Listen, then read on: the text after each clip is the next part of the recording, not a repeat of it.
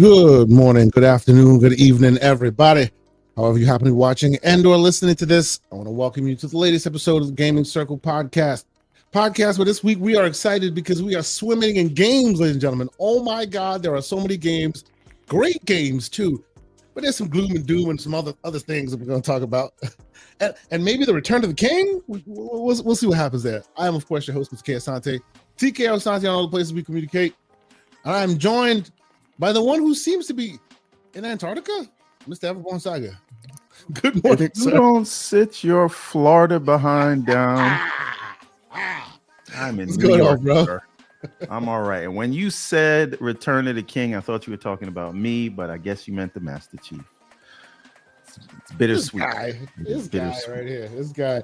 Good morning, everybody. How's everybody doing? I hope everybody's doing fine. Yes, we are 30 minutes late. Blame it on the ever late Saga, ladies and gentlemen. I don't know. Maybe we should start the show at 10:30 from now on. No, give people a little bit of a respite. No, absolutely not. This morning was an anomaly because Lady Everborn wanted some IHOP this morning, and I had not had pancakes in months. So I took the opportunity to say, yes, baby, we can absolutely get IHOP. So I went and got it. I feel you, man. Hey, you got to keep that household running, bro. I got to get my pancakes is what happened. This was not an altruistic endeavor. I understand. She fulfills your requirements. So it fulfills your need to go run getting pancakes in the morning. Understood. Yes, understood. Anyway, no. But yes, happy wife. Aaron is upset with you because your pancake need is what stopped the show for 30 whole minutes. I regret nothing. It was all worth it. Mm-hmm. Anyway, welcome. It is good to have y'all here. I see all the great folks in the chat. Please, if you haven't done so already, hit the like button. We are actually now on the hunt for what 4K now. Oh, look at us. We're shining. After the 3K bump, it looks like folks are seeing our stuff and starting to subscribe. So thanks to all the great new people that are here. And if you are here and you haven't hit the like button yet, please consider doing so. We do this every Saturday morning. Now, we're going to talk some games, but before we do, Mr. Everborn Saga wanted us to pull an audible and go, let's talk about Halo, man. Let's just talk about Halo. So, what do you think? Yes, this is true. Now, I am ecstatic on the one hand because I'm a Halo stan, and I'm specifically a Halo campaign stan, right? I thought between you and I, we can fight on who's the biggest Halo stan. But let's go, keep going. Right, and I was trepidatious about the move to. By the way, if you don't know, Halo is being remade, and it's a proper remake, like Oblivion, not like Gears Reloaded, which I think was a missed opportunity. So I think they really did what they needed to do, and it looks fantastic. Now, the other big news is that Halo, for the first time, is coming to PlayStation, which is bittersweet for some folks. I personally, wasn't a fan of this idea, but it does make sense, and I think it's good that that Halo can come back and see this success, right? But I really gotta say, do you see the lumen of it all? Yes. Do you see the Unreal Engine 5 of it all?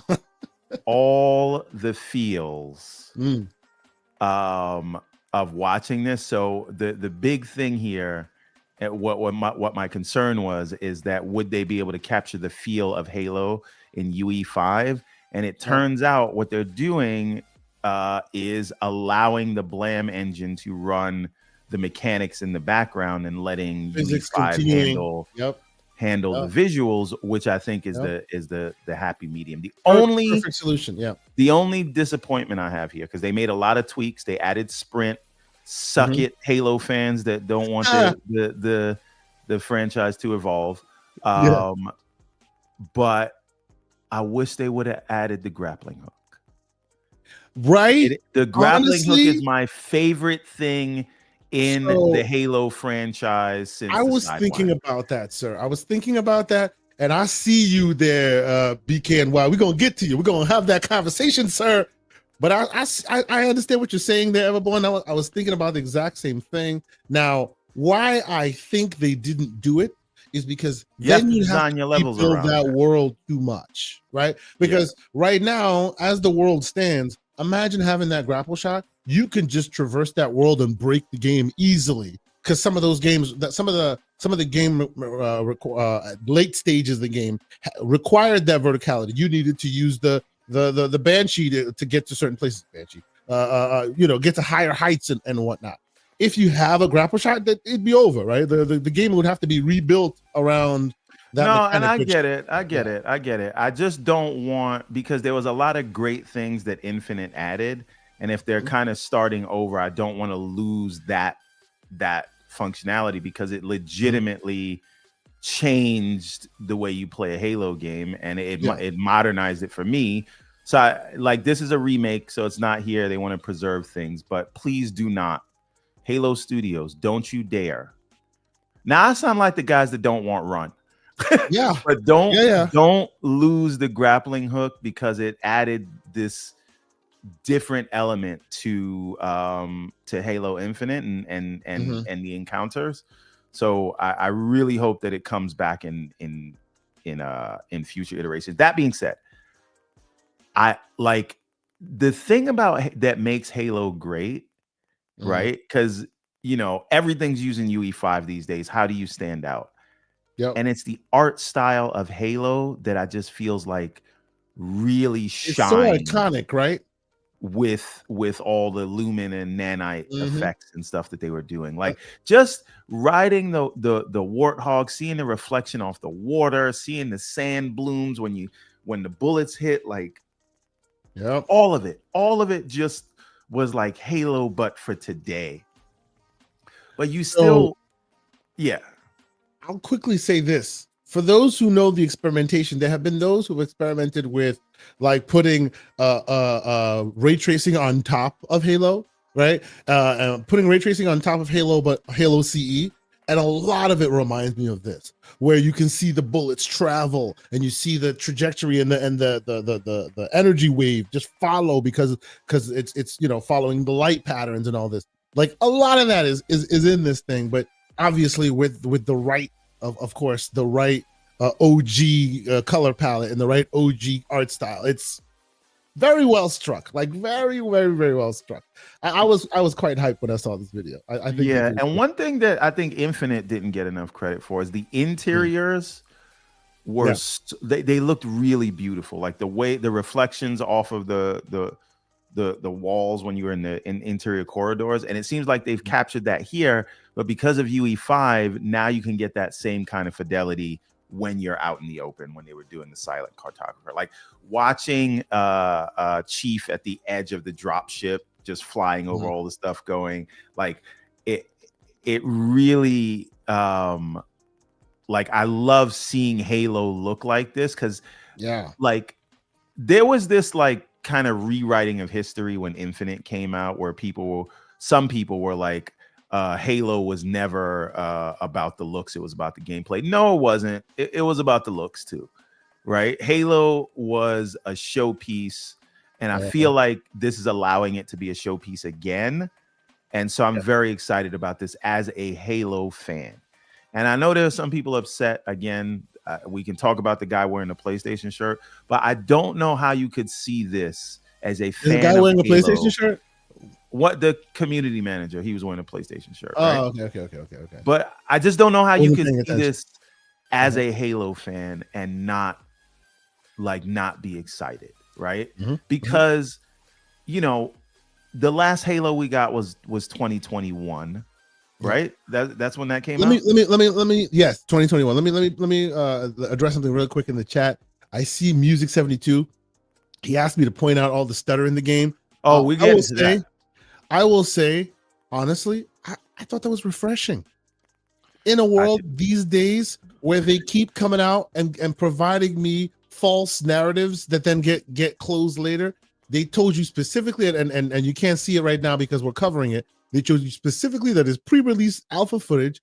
Every time they had a new character show up, you saw it go from like almost wireframe to filling in the gaps. You could see the seams, but then you also saw the vision of what it would ultimately be.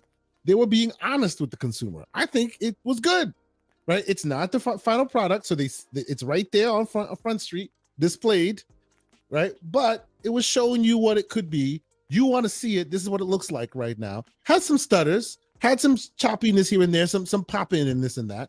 But you can't blame it for. You can't like judge it now. You're just seeing what the vision is now. Now, of course, if you see this thing at retail and it's still doing that, then we have a conversation. Yeah, this is what I'm saying. I wasn't refreshed by it. It's one of the things I thought that was cool. You know, it is what it is. I mean, you thought it was cool. I didn't think it was cool. I do accept that it is pre-release. Yeah. It's a pre-release build, but they have to fix that before. Obviously. Because remember when we got Craig Face and we saw all the pop in and we knew we didn't like that then. We can't, we don't like it now. So they do have to fix that. However, fidelity wise, this looks great and it feels like Halo. And what excites me here, right, is that if they're using UE5 and that tells me, and they're willing to do a campaign only, that tells me we can get more Halo. Let's talk about that for a moment. Faster. Let's talk about that for a moment. Right? Halo has had this pivotal, like it has had this. That's what if anything has been the through line, it's that the campaign has been wishy-washy, while for the most part, the multiplayer has been the sustain, right?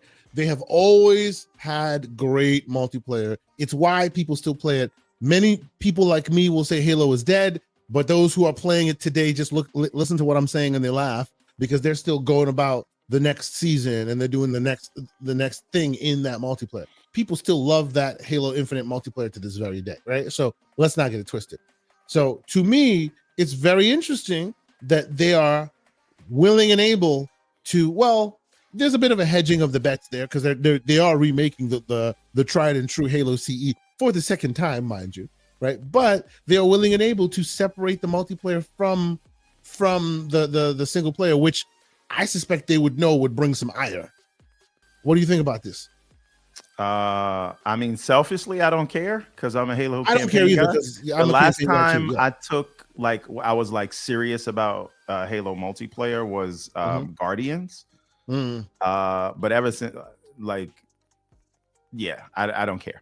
But because I want more of these campaigns. I'm more interested in whether this is just a palette teaser, or they're gonna remake the whole series and just bring it to the broader audience, or do we go from here to the next mainline Halo? That's the question, right? That's the question. Now, see, okay, and with that in mind, I want to bring this to your. Wait a minute, real quick. We got VG Fight School and the one and only Gaz in the chat. Shout out to you. Good morning, gentlemen. Indeed. So, here's the thing. I wanted to bring this up, and I know y'all gonna come for me for this, but I gotta say it. Be careful. I'm watching you. Oh, I'm not even worried about you. I see Pixelbit G's in the chat. It is what it is. You can get a link real quick and come in here too. He doesn't need a link. He has there's a reoccurring. He knows what the link is. He could jump in here right now, bro. You're welcome. Snap. Lord Negatron is in the chat. My Jamaican brother. Good morning, sir. Yes. So here's my thing, right? While I am excited for this, and I am like those that don't know, I think I've probably I can rival some people's multiplayer time in only the Halo campaign, Master Chief Evolved campaign time. I've played through those things godly amounts of times, right? When you hear that Pierre saved the Master Chief collection, it required a lot of replay from the community. I was part of the insider program. I played that game religiously and kept sending copious feedback. So I know that campaign fully from top to end intricately. I know it very well, so I'm super excited that they're adding this to the mix. I hope they add it to all the others. Here's my thing. After doing the yeoman's work, and those who are into networking and technology know what I'm talking about. doing the most impossible thing, which, let's be honest, took you mad years to get out to land the plane, which is getting that Halo Master Chief Collection together, right? And I'm not even talking about the campaigns, because the campaigns are low-hanging fruit. I'm talking about stitching together the multiplayer in a way that to this very day, if anybody jumps into it, there are still games to be played. And you can find all of your favorite like maps from all of your favorite, that's all stitched together in this wonderful cohesive thing that was damn near impossible and took mad years to accomplish, right? But here it is. It's finally on its feet, right? By the way, you and I were talking offline in the green room. The front end of Halo Master Chief Collection is Unreal Engine 4, right? So this whole stitching together of Unreal with the Blam engine stuff, they kind of like incubated that under the Master Chief Collection, under Pierre, right? So that's why that front end has like this cool nuance thing. My question is, why does it seem like they've abandoned the Master Chief Collection? I want to see, let me finish. I want to see Halo 5 brought into the Master Chief Collection. I want to see Infinite brought into the Master Chief Collection. You can buy these games individually. These games have been individual available forever, right? But in the Halo MCC collection, I want them all to, because they all represent Halo's the Chief's story, right? They all fit in Chief's story. I would love to see this game also have a front end in that thing. Maybe clean up the front end, give it a new nice Unreal Engine 5 front end, because it does have an Unreal Engine 4 front end right now, right? Like continue to let the Master Chief Collection be that monster hub of all of their legacy as it should be, rather than going, yeah, we did that thing. It took us mad years to do it. It's finally on its feet. Now we're just going to put it in the museum, right? What do you think, everyone? Yeah, I don't think they need to do any of that. Like if they're moving forward, that's a monstrosity of a project. You're in the process of remaking. You're in the process of remaking the series with this game. Like you want to sell this thing, right? Like true. Put this out, and then if you're gonna retell the story to bring it to the larger audience, then do that. Like, and don't get me wrong, I'm not saying bring it out day one with the launcher. Yeah, no, eventually, I want them to. That is. We don't need that. Like the thing is, like what we want is more Halo and faster. And the problem with Halo is that this will fix that. They have not been able to kind of move forward with all of that other stuff. Like, just if this is the new start for Halo, let it be the new start and fully commit to this road and do the other new projects. Let's stop living in the past with Halo and bring it but there's nothing with the past with Halo at this point. You say stop living the past with Halo while we're watching Halo CE. No. I'm saying from a technical perspective, right? Right? Okay. Like what the troubles with Infinite that led to the long development times and difficulty in creating content was all of the stuff in that like engine that they had to do. And by the way, can we comment on the fact that whoever's playing this game is totally playing this on like journalist mode? One freaking grenade and they go down. Pshaw, get out of here with that. One grenade? Two grenades, one for each of them. Yeah, what is that? Who's playing that game? Pull that man's card. Anyway, I'm sorry. Yeah. Continue. So yeah, I just think that the most exciting thing to me about this is that they're willing to separate the multiplayer and let that evolve on its own timeline, because that was another thing with Infinite and Halo games. Like only Call of Duty, right, has the same level of expectation, maybe Battlefield, right, but has the same level of expectations of how much they have to deliver in a single product, right? You need a full-fledged multiplayer. You need the split screen. You need a full-fledged campaign, and it can't be just like a rinky-dink 3-hour campaign. It needs to be a proper campaign of a AAA game. And I'm not saying that these are unwarranted expectations. That's what Halo has always done, but that's what has always taken it so long to come out. And what I'm saying is, if you can separate those things, which is what we thought they were doing with Infinite, but it didn't work out that way. Like I think that is good for people who want more more campaigns. Maybe more side projects, right? Ancillary stories in the world, all of these things. If those can happen faster, and again, brought to how well do you think this is going to do? Like being brought to everybody? That's a good question. Do we see this going the way of Forza Horizon on PlayStation, for example?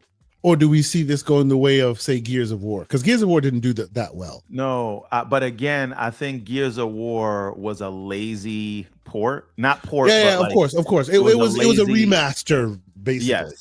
Yes. Whereas this is actually a proper Unreal Engine 5. Yes. It's not a like comparison. Absolutely. I think this does Oblivion numbers. You think so? I think so as well. Depending on the price. Here's the thing: Halo CE was just as big, if not bigger, than Oblivion. Right. Well, but remember, the reason why Oblivion did those numbers is because, like Expedition 33, at the same time, the price was refreshingly low, right? If this thing comes out and it's somewhere like $40, that will move the units. If it stays 70 or 80, we got a problem.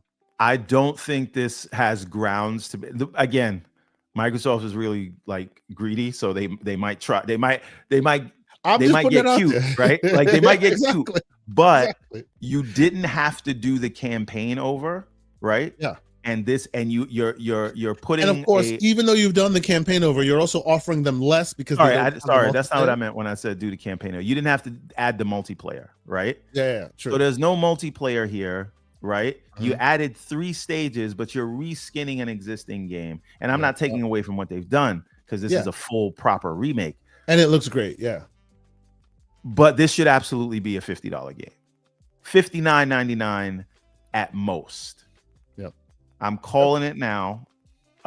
If they do that price, I think this does Oblivion numbers. And Oblivion, I think, is the number 3 selling game this year. Number 3 and number 4, something like that.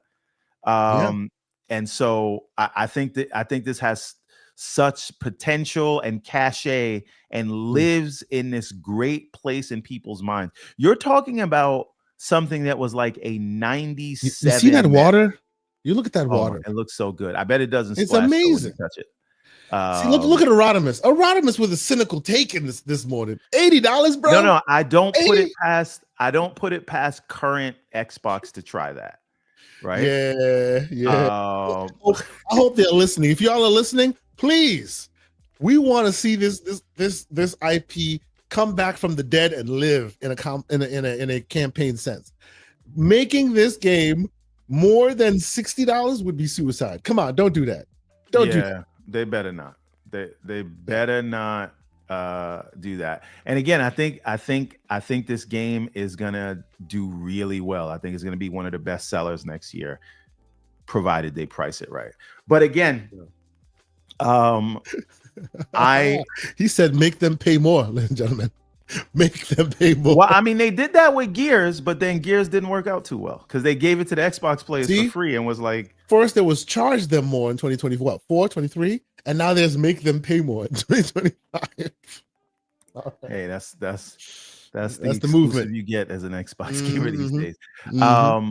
But like, again, I just think that like 2026, like if you're talking about Gears E-Day and you're talking about this and you're talking about Forza Horizon 6 in Japan and Fable, if that doesn't get delayed. Fable got delayed, didn't it? It got delayed to 2026. I'm saying if it doesn't get delayed again. Yeah. But Halo, Gears, Forza, and Fable, and that's just from XDS before you get to any of the other stuff we don't know about. Yeah. Because Clockwork Revolution and State of Decay 3 could be coming out next year as well. And we know that they're not afraid to stack games on top of each other. Oh, yeah. This year, where they've dropped 10, 80, and above games. I think one of them scored in the high 70s. Right, which was South of Midnight, and we know why that was. But we're talking about 10 games this year so far. And so absolutely next year seems like it's going to be stacked in the same way this year was, but with even more like heavy hitters. So like as a gamer, and as a fan of Xbox IPs, like I could not Do you be see happier. them? Do you see them give this treatment to the other parts of the franchise, or this That's is the just the question first? that I have. Like, do they Mm. move on to a To new one, Halo 2. or do they just retell the story writ large? Meaning They these really things should aren't even retell the story because remember, look, okay, so let me tell you what I want to see happen here. Okay, this is what I want to see happen here. Again, I've told you my love for the Master Chief Collection and all that, right? That moving forward with new stories, I want to see happen absolutely. But the as you're already talking about, this thing can move oblivion numbers because the past legacy it has is not to be moved past, specifically on new platforms that hasn't existed, right? Even on PC, there are parts of the original Halo story that don't exist right now, right? Halo 5, better or worse, does not exist on PC right now, right? So I would love to see an instance where, because this is called Halo Studios after all, they have multiple Halo projects, right? Like we want a place where maybe because since they've released the campaign by itself, maybe you then release a multiplayer that's also by itself that is not connected to any one Halo game, right? And that's the one that you put everywhere. And then you can kind of be more dynamic in your storytelling without affecting the multiplayer. You can, have a team dedicated to it. Wasn't there a rumor of something like that? Like they recently talked about. what Infinite was supposed to be anyway, right? It was supposed to be Well, it's but a Infinite was separate, tied to it, right? Infinite was tied, different right, but it launchers, was, true, but it was tied to it. yeah, but it didn't need to be, but and yet What it was. I'm talking about, what I'm describing would be more like a Halo Warzone-esque launcher, where that's where you do that, right? And those who don't care as much about the campaign, that's fine. If you do care about the campaign, you have some perks that transcend between the two, right? Obviously, but like a one-stop shop where everyone can kind of be, and when I say everyone, I'm talking about PC, consoles, everyone can kind of be in a sandbox together. Cool games, cool seasonal content. That'd be awesome, right? Skins, all that. Free to play, right? Then you can kind of be more dynamic in your storytelling as far as the Halo verse. Maybe re-release a bunch of these in a remake fashion. I just had an idea, right? Mm. Instead of doing what they start with this, and this has 3 prequel missions added to the beginning of it, right? And then they do the full game. What if, my concern is if the next 5 or 6 Halo games are just going to be remakes, you're going to lose a little bit of the luster from the people from the story. Like this one's special because the first one, but what if in the way that they're doing E-Day, many people also consider the third one the best one, so right. But what I'm getting at is, what if you're retelling the story without like affecting the canon? So you're basically telling. Well, that's why they did the prequel, because that's the only way you can not affect the canon. Yeah. Right. So you basically, if you retell the Master Chief saga, but you're telling it in moments that are in between the campaigns we've already played. They've kind of done that already with the Halo Master Chief Collection. If you've played it recently, like I've played it so many times, they have filled in a lot of the gaps. They've added pieces to the end of one, added pieces to the beginning of another, so it kind of transitions from one game to another. You can, and there's a mode where you can literally hit the button, and when you're playing it, you've removed all the opening and ending credits, and they've added those pieces in between. So you're actually playing a full story. Yeah, they've already added a lot of blur, has helped them add a lot of those pieces in the middle. Yeah, well, I'm saying do that, but make full campaigns out of it. So they're just new games for everyone. They just take place within the canon that everyone knows, right? So like do something, go crazy off the beaten path, and then come right back to where it stitches together. Exactly. It takes some creative writing, right, to do that. Sure. But I think that's a way where people that know the lore are still rewarded, but they don't feel like they're rehashing the next 5 games so that you can't move forward in the story. That is a good question. And shout out to the great Marcelo. Why is it reflecting this way? The great Paris Lily. He asks a good question. That's not Paris. Yes, it is. Yes, it is. That's- Calm down. He says, "What if Halo maybe that's CE? okay. It is Paris. No doubt. I know for sure it's Paris, but these things are reflecting oddly this morning. What if Halo CE ends slightly different, so that you can go on an alternate universe where the story moves past Chief and Cortana? Are we going to the Silver universe? Well, They end with Master Cheeks. So and then they go, they go into the Paramount universe. I wouldn't go as far as going to the past the point where it goes beyond Chief and Cortana, but just the point where they're in an alternate, allowing for that alternate universe so that they can allow the original canon to stand. So it allows Halo Studios to tell new stories, right? Now you can kind of alter the course of events in your own way and, jump back on canon, jump off canon whenever you want because you're in an alternate world, right? People in the world today understand alternate timelines because the MCU and all. How well is that working out for the MCU though?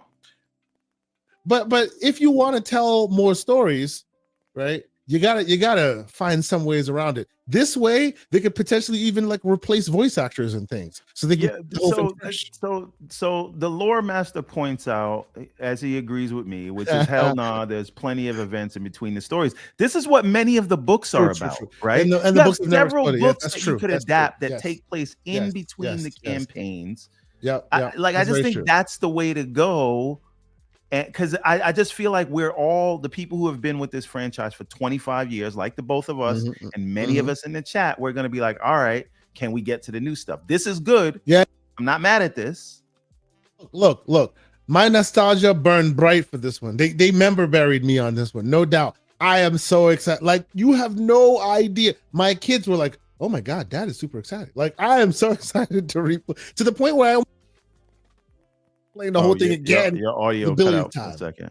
Ooh, but we got most of it. You said to the point where you played it again the billionth time, but you did cut out. My bad. So yeah. I do want to address a little bit of because I think we've stand out enough, unless there's anything else you want to add. I want to hear some of the consternation in the community. I want to hear some of that. Yeah. I haven't really heard on that. The Discord had a whole 3-hour crying session last night, I'm told. Bro, about this. Bro, okay. So let me first off, shout out to the great members of the Discord. Y'all was crying though. Y'all was crying in the Discord. Man, I was in the Discord. I had to tap out. I wasn't in there for the whole time, but I would listen in and out from time to time. And man, oh man. So the funniest thing about this is they first off had those who are very concerned, seriously concerned. And then I don't know who was doing it. Fake concerned. And then those who were laughing at them. And we have this grown men crying soundboard. For those who don't know in the Discord, we have the grown men crying about the soundboard. So one half is just like, oh, this is the end of the Xbox. Oh my God, the hardware is done. Everything, read the tea leaves. They got the murder board out, and the other one keeps hitting the soundboard. All you hear is it was hilarious for an hour. It was hilarious. Yeah, I'm not saying okay, it's going to play sure. That is noteworthy. But I saw this and I was legitimately excited about the way it looked, about the way that they kept the feel of Halo.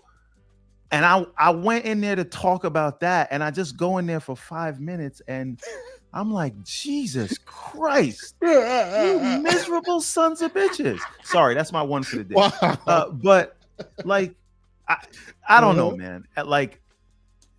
This is good, but okay. Now let's talk about the elephant in the room, right? Yes. Speak on, sir. It's coming to PlayStation for the first time. Yeah.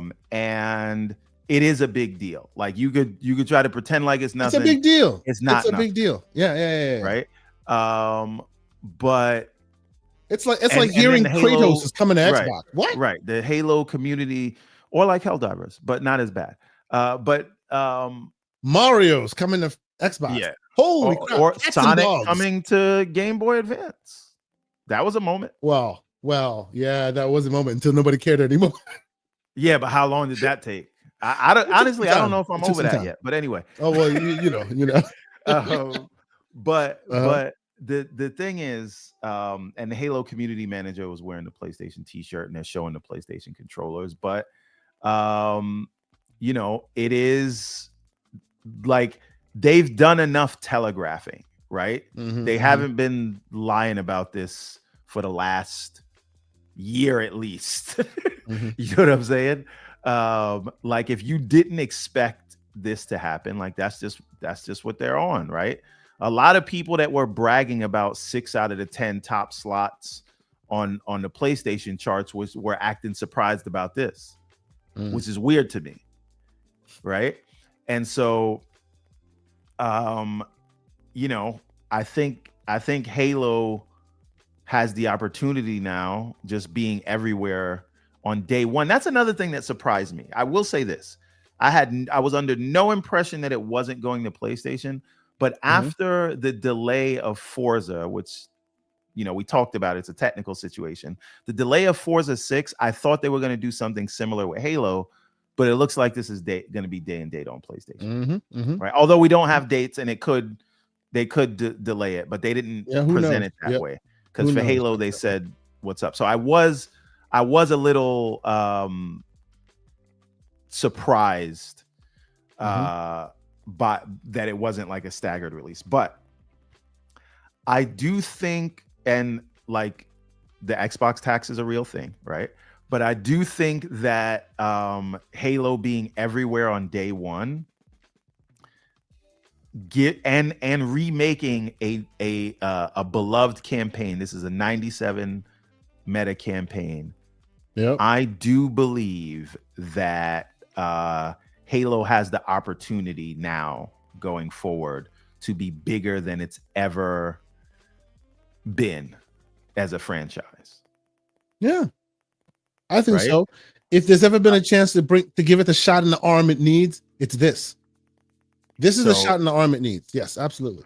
Yeah. So like on that note, I think it's a good thing.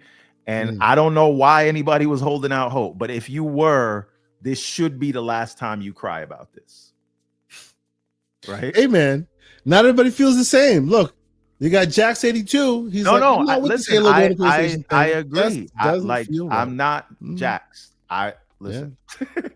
I agree, but you cannot say you didn't expect this, right? And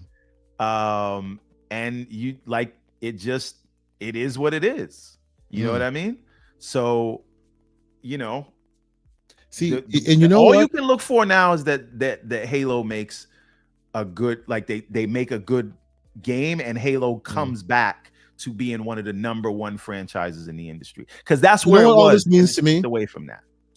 You know what this whole Halo going to PlayStation means to me? The only thing I thought of, and maybe this is just me being stupid and Pollyanna, this is the only thing I thought of. I'm like, I really, for a moment, I was like, why do I care? Why do I care? You know, like, what does it mean to me? I'm like, well, the only thing that really matters to me is, hopefully that means that eventually when this thing comes to PC, I'll be able to plug in a DualSense controller into my PC and see all the cool features they've implemented. That's the only thing. That's the only thing you're gonna get. PC gamers will get nothing. There, this is the same thing, except if you have a DualSense, maybe they implement some interesting. Maybe you plug it in and Cortana starts. I took this from Wolf, and then Cortana starts in your ear and goes, you know, Chief. In your ear, that would be okay. That would be cool, kind of cool if Cortana came through the mic in the controller. But Halo should be played on Xbox or offset sticks. I don't care what nobody say. They should make you get an Xbox controller to play it on PlayStation. Xbox controller required. But yeah, like I think like, and again, this is like me being in the obviously I've moved on to the PC waters of Lake Minnetonka. So this affects me less, but I genuinely think it affects you none, sir. It affects you none. No. I'm just talking about from the emotional side of things, right? Because I think this is a good thing, right? But from the console emotional, absolutely. But I do think if you are a fan of Halo, like I think that overall this is a good thing. If you're worried about if you're worried about Xbox as a brand, which I feel like worrying about Halo as an IP, haha, I see what you did there. I feel like if you care about Halo more than you care about Xbox, then this is a good thing, if that makes any sense. Look, right? if there's ever been if you care about Xbox as a brand more, then okay, then you might not feel your feels. I will say Halo brought me into Xbox Xbox as a fan, right? Like that was the first game I saw at a kiosk that made me go, oh, this Xbox thing, I want to try it out, right? And it's what's made me and it's kept me a fan of it. So like I'm a huge fan. The fact that this has brought any news to Halo in general in a campaign way, to me, is super, super, super exciting. So like all slander and ridiculousness aside, like they put Halo news on Front Street, and it's not about a multiplayer. To me, that's a W. I'm super excited. Honestly, let's just say I'm reaching out to Microsoft, be like, hey man, I'm here. I'm the biggest campaign fan in the world. Like, hit me up. Listen, let's go. Let me tell you why I saw this and I was hyped and I wanted to talk about the possibilities. This is why I was disappointed last night when I went to the Discord. But I wanted to talk about the possibilities of if they're willing to separate multiplayer and they're in UE5 so they can bring in people to do different things. I think the sky is the limit for where Halo can go. Now, chat, I know you guys are arguing about some other thing, but tell me, tell me if I'm wrong. Like the big Halo guys in here, Slow-Mo, Pixel. Am I wrong about what I'm saying? Like, sky is the limit now. Oh yeah. Like, what are you guys negative on what you saw? Forget about Xbox for a second, but Halo guys, tell me what you saw yesterday. Yeah. And tell me that that it doesn't excite you for the future of Halo. Here's my question about this whole going to PlayStation thing. Do you think it makes a splash?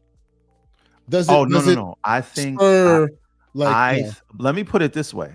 I think Sony better hope that they don't release it on the same day of the two big games they're dropping next year. So Horizon Forbidden West better watch its back. Well, no. What's coming out? Soros. I don't know. I'm being foolish. I'm being foolish. Absolutely. Yeah. This will sell more than Soros, but it should. And if it doesn't, I think that's a problem. Okay. And if it doesn't make a splash, then it tells you it wasn't worth it. And boy, oh boy, if you did that. So the great Somo Backslap says, I'm still negative on it. I like what I saw, but I'm still apprehensive about Halo Studios in general. I want to know more about how it goes. What is it? Because this is no multiplayer, and that's important. Yeah, that is very important. But see, that's what makes this so interesting to me, right? Like the multiplayer has always been what people know as the backup. Oh, even if the campaign ain't good, the multiplayer, right? Like we're living in a world where people like poo-poo the campaign in favor of the next great multiplayer. So these people putting so much emphasis on the campaign, knowing dang well that this thing has a legacy in multiplayer, tells me they're trying to really push some quality in the single player, and we'll see if it works. Okay, so speaking of that, I want to know what you guys think about it. And Pixel has a comment also. We'll come to Pixel's comment in a second. We talked about this offline. Yeah.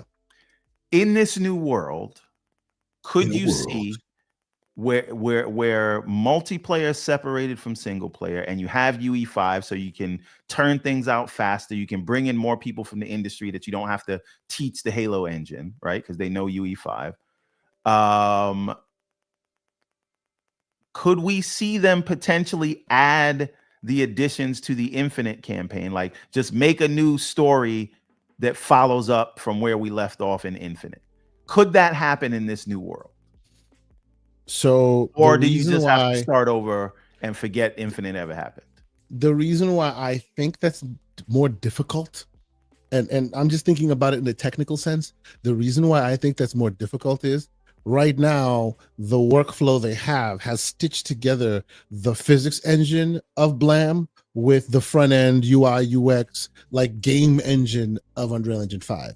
In order to do what you're describing, they're going to have to either forego their own current new workflow and go back to the old workflow and continue that way, big no, or reauthor the original Unreal, reauthor Infinite into UE5 in order to continue that storyline. Another thing that sounds financially unattainable. Well, I don't think either way works. Does it have to be completely recreating Infinite, right? You're telling a new story. What we're concerned with is them addressing the story from Infinite. It doesn't have to be that same. If you no, it's not about the. I'm talking about logistically. You're in the game, right? We saw the map. We saw the bridge that was broken, right? People try to jump over it using physics. Some people got there and glitched the game. Presumably, if you're telling more stories in this world, what you're doing is you're bridging that map, right? That other side of the map, and then clearing up another side of that map to go there, and that's where you tell your stories, right? But my question is, how, from a technical perspective, do you stitch the Blam engine that exists today, that created Slip Space rather, that created what exists today, and then stitch on the new Unreal Engine 5 and do it in a seamless way without it being an expand alone? But isn't that effective? Well, I mean, it would be an expand alone. That's one. And two, so you wouldn't be able to access other parts of Infinite here? No. I would say maybe no, because you're going to go to the other part of the map and you'll be stuck there for that campaign, right? They'll just have a cinematic that. So what you're saying is, you start this new game. This game would show you like Unreal, would show you Infinite visuals, right? But when you started the game, it would maybe give you the yada yada yada. Here's where we got to, and now you're on the other side of the engine, and then it moves on. Yeah, no, ask no question. Using the new engine, just on the other side of the aisle, other side of the ring. Right? I could see that. It would require some interesting stitching, but that would be an interesting way of solving the problem. I just thought of the "Don't Be a Menace" church scene where it's like, "Don't ask how come or why come we on the other side of the ring." I say, "Don't ask how come the graphics just changed up and we got different biomes." Don't ask. Just play the campaign. Sorry, but if you know, you know. If you know the reference, someone please clip that. I would love to see that repeated over and over and over again to make him nervous. Yes. Ladies and gentlemen, what was it? What was it again? Big Back Charlie, everybody. Big Back Charlie. Big Back Charlie. The preacher. All right. So let's go to Pixel's. Go to Pixel's question. Yeah. Yes. All right. So Pixel's saying he doesn't trust Microsoft to be smart enough to push out new campaigns all over the place every 2 years, but hope it being in Unreal provides the utility to do it now. That's what I hope. That is the hope. And I think there's a possibility for that to happen now. So again, to me, sky is the limit of where we can go. Okay, so let's catch some super chats because folks are asking and it's growing. So once again, shout out to all the great people that are here.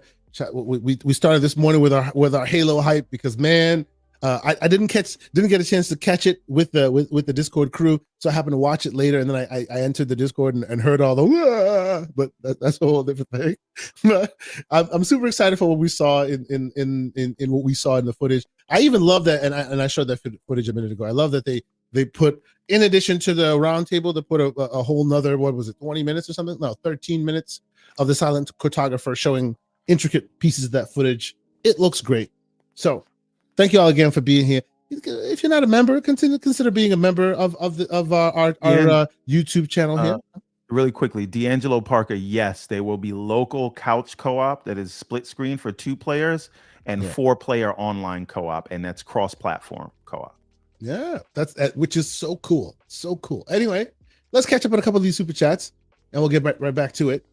Actually, the first one who started us off today was the great Sith Lord, who's been a member for 18 months. Salute to you, good sir. He says, "Halo," and good morning, gentlemen. I hope all is well. I see what you did there, sir. And hello to you too.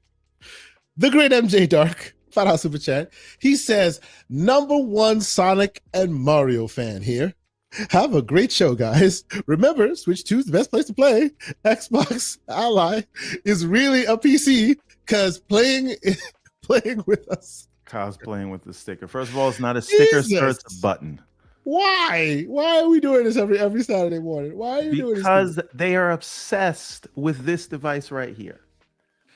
I'm obsessed with it too, but for But better for a different reasons. reason. For a different Yeah. reason. Okay. Uh, So, this and is then the an great. Xbox. Oh boy. Argue with your Don't parents. trigger the people. Argue with your mama, as it has been said. Then the great Adidas 20 with a $2 super chat. He just a salute to you, sir, on a Saturday morning. Now, Face BKNY with a $20 super chat. Salute to you, good sir. He says, quote, Spencer, if we lose our way with Halo, we lose what it means to be Xbox. Well, here's the thing. What does that mean in the year of our Lord 2025 with all the news we've heard now? What does that mean today? I would argue maybe with this new reveal, maybe they've found their way. This is the question I'm asking. I don't know if he asked it in a cynical way, like in a way to say that they have lost their way, or that he's saying that with this move they have found their way. But in general, it's a decent question, right? I mean, like their quote, way is go release it on PlayStation. So Halo's releasing it on PlayStation. Hence, look. It's not Halo's releasing on PlayStation necessarily is the writ large story. It's that they keep having to retell the story rather than moving forward. The Star Wars problem. Right? It is Master Chief, and we've said it on this show before, and this will bring slander, I know. Is Master Chief turning into the Skywalker problem? Can we move beyond him? I've seen great stories in the Halo verse that didn't include him. Well, let's stop that right there. We don't need to move beyond Chief. You can do both. You can tell other stories alongside continuing the Master Chief saga. Let's stop that right there. If BV is in the chat, he's gonna come up in here with this kill Master Chief stuff. And to that I say, get out of my damn face. Mm-hmm. Both and. Okay. Understood. And then BK, he was continuing the chat with a slander. He says if Halo data is not on physical disc, I'm not buying, because Xbox been on doing a lot of that lately. So he wants a physical disc with Halo on it. Which, look, let's keep it a buck. Even though we are in this digital age where it's becoming harder and harder to find that physical, right? A game that is inherently single player first, that only attaches multiple online play to co-op, should have a physical disc that has all of it right there, right? It shouldn't be server dependent at all. Well, I don't know. I don't care about the disc, but it should be on GOG. You should release it. Yeah, you should be able to, because that's the folly of gaming these days, right? You think the game is on the disc when in fact it's server dependent. So if it doesn't find that server, that disc you have is a freaking frisbee at this point, right? But this game, being that it is single player first, and the only time you really need to connect to the internet is when you're not even multiplayering but co-oping with someone else, there should be an ability to have that thing not be server dependent. I hope that is the case. Because the world we live in nowadays, where everything is connected to a server, is not a great place for us retro lovers. Yeah, and remind me to say something after you go through the super chats, because we can move on to the next thing. Okay. But there's one thing that I want to button this up with. Okay, and then of course I always watch the chat. So you think I'm not watching? I'm watching. Mr. Infinite Umbra was being fed by the beast. He says, yes, praise Unreal Engine 5 more. He says, I expect you to praise it next, KSante. No, sir, I will not be praising it next. Stop the cap, as they say. Anyway, moving on. Then, Sith Lord with a $5 super chat, he says, fire Everborn and replace him with me and never start late again. We can start early if you want. People in the chat like taking your job up in here, bro. What's going on? You can't fire me because I don't get paid, sir.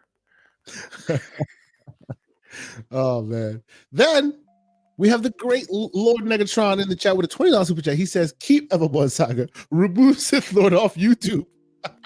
Wow. Can't badmouth the homie. More going on right here. Then we have Jax82 with a $10 super chat. He says, I'm for everybody enjoying games. It just looks bad when one side is giving games away that being Xbox, and PlayStation holding on to theirs. They don't share. Why is Xbox doing it? Can I answer this? Hold on real quick. Let me answer that. Go ahead. You just got Helldivers 2, my friend. You literally just got that. And And this was the thing I was going to wrap this up with, but I think it works to say it now. You see this thing here? Yeah. Right?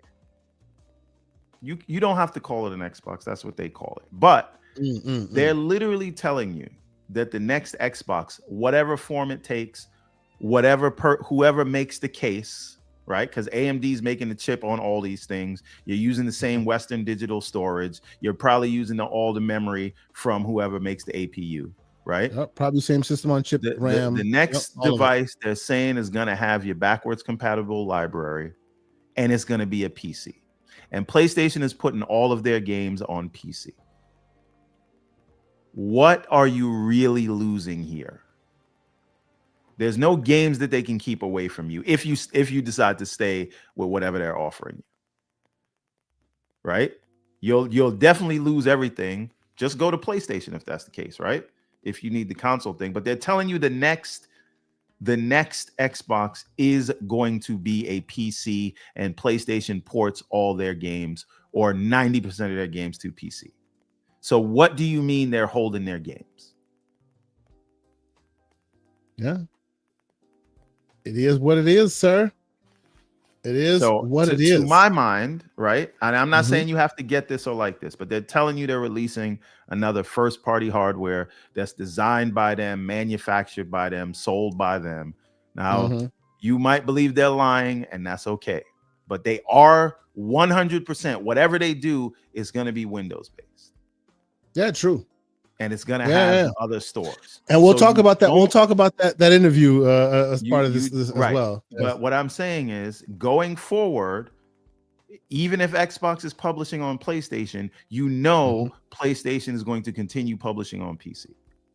Yeah. And the next Xbox, which would then Outerworlds go back to Xbox. Yes, true. Yeah. So, so I just with that. Soltech with a $2 super chat. He says, in 1 week, I became Famas and Ragoon. If you know, you know. Please like and subscribe. Yes, he did. Shout out to the Discord. Soil Tech playing both sides, I see. Oh, as he does. He then finishes it off with another $2 super chat and says, we're gonna stop that right there. Charlie. If you know, you know. It is Big Back Charlie. We don't know anything. And then Big Man Mo. He's been a member for 21 months. Salute to you, good sir. He says, Halo look good. It is fire. Do you think that we learn more of what they have in store and what it really matters? What really matters if it's on PlayStation? It's on Game Pass. That's the thing, right? That's the thing. It's on PlayStation. I hear you. You know, I understand that some people are already in their feels about hearing the DualSense have some kind of, people talk about it'll have the shield, the shield noise will come out of the DualSense. What's it going to do? All that stuff. Some people may have the feels, but beyond that small circle of people who feel a certain way about it, I really do think that introducing it to more audiences and refreshing it in this way has a potential to really, really making it shine and maybe giving it a chance to do more things in different places. I mean, in other stories, the old TV shows are somewhat having new life on Netflix. Maybe the stars align and we see new stories being told on all fronts. That would be freaking awesome because I love this game, this IP. I hope this means it gets to live a lot longer. Then we have Aurelius 5723 with a $2 super chat. He says PlayStation won't have anything worth giving. Jeez, I actually disagree with that. I think the Ghost franchise is still pretty cool. Like people, if you were only on Xbox and the only time you have to play Ghost of Yotai is and Tsushima is on your console, PlayStation putting it out there would be cool. I think Xbox folks would enjoy that as well. Stuff like that, I think people miss out on. So, I disagree on that, but I appreciate the slander on a Saturday morning. And then Face 23BKNY with another $20 super chat. He says, Everborn, the next Xbox will only play PlayStation games if you purchase them from Steam. So Xbox is losing their 30% cut in their pocket more, and no PlayStation single player games day one. You will have to wait. So to that, I would say, what business is it of yours or mine whether Xbox loses the 30% cut, right? As an Xbox player, meaning someone who buys that device, what matters is that you get the game. How you get it, I don't know why that matters, and I don't know why it matters what's in their pockets. And in terms of single player games being day and date, we'll see how that plays out. But again, you know, I don't know, how long did you have to wait for Forza? Right? And don't say you waited 4 years for Horizon 5, and Horizon 6 you still got to wait. Right? Okay. But people count that as these victories. So if you don't mind waiting for delayed releases, because you don't got Starfield yet, right? But you have an expectation that it's going to come. So there's a lot of games out. So if something doesn't come day one, that doesn't bother me. I'm not playing Ghost of Yotei till it comes to PC. And guess what? I don't have enough time to play the games that just came out this week. Indeed. So I got the time, or I don't have the time. So if there's a delayed release, I can live with that. But that's me. So let's regroup and reframe. Right, there's some games we want to talk about. We'll save that. We'll pepper that through maybe towards the end of the show. But while we're in the shadow boxing territory, these were direct. I answered direct shots. Yes, I did not. While we're in the dispelling of the gloom and doom, let's focus on the gloom and doom a little bit. And I don't consider this gloom and doom, but I think a lot of people are seeing this as gloom and doom. So let's just talk about this, right? It better not. I don't know if you've watched. I have a no. We will get into the 30%, sir. We'll get to 30%. That's the financials. This is the gloom and doom section, and that came about, if I'm not mistaken, when in the doom and gloom. How dare? Yeah, that was also gloom and doom. But I guess a lot of it. People who told you they was losing money, now they want to make too much money. But we'll get to that when we get to it. So Mashable put together an interview with the one Sarah Bond. Shout out to Mashable. I'm watching their video right now on the YouTubes. So I would suggest you check out Mashable's coverage firsthand. But it was an interesting interview, right? And she talked about lots of different things. And I feel like this was the first time they really let Sarah step out on Front Street as the president of Xbox, and really they've been doing that historically as well. But this was really more very comfortable. The president of Xbox coming out, talk about hardware, talk about what they're doing in games, that and the third. You know, I know you've watched it as I have. I found some interesting things in it, but where I think a lot of people are framing their gloom and doom argument is towards the end, and I've seen some articles been written about this specifically, because towards the end, when she is asked to give a hint of what the next gen hardware would look like, she points to this hardware, that being the LIX, the black one, and says this is a hint of what the next gen. Yeah, exactly. She points to that and says it was an Xbox. Stop it. She points to that and says that is a hint. Go ahead. She points to the LIX. Xbox LIX and says that is a hint of their future plans. She says that it will be a premium, a very premium and curated offering, product rather, and that she hints that is where their head is at, but they don't want to give everything away. I've seen articles and headlines that read something to the effect of, if they're releasing the LIX at $1,000 and they're talking about their next offering being a premium product, then that's the death of the console, because how can you expect them not to release an Xbox console that costs you like $2,000 or some ungodly amount? People are taking this very much in a negative direction. I see others also saying they don't believe it because they say they're working on hardware. Hardware could just be that fabled Magnus chip that people keep talking about, and that could be hardware. And then every time there's next hardware, wait, let me lay it. Feelings. Nothing more than feelings. Stop it. And then the next hardware, the idea being, because they hinted, he says that's the hint of what the hardware is, right?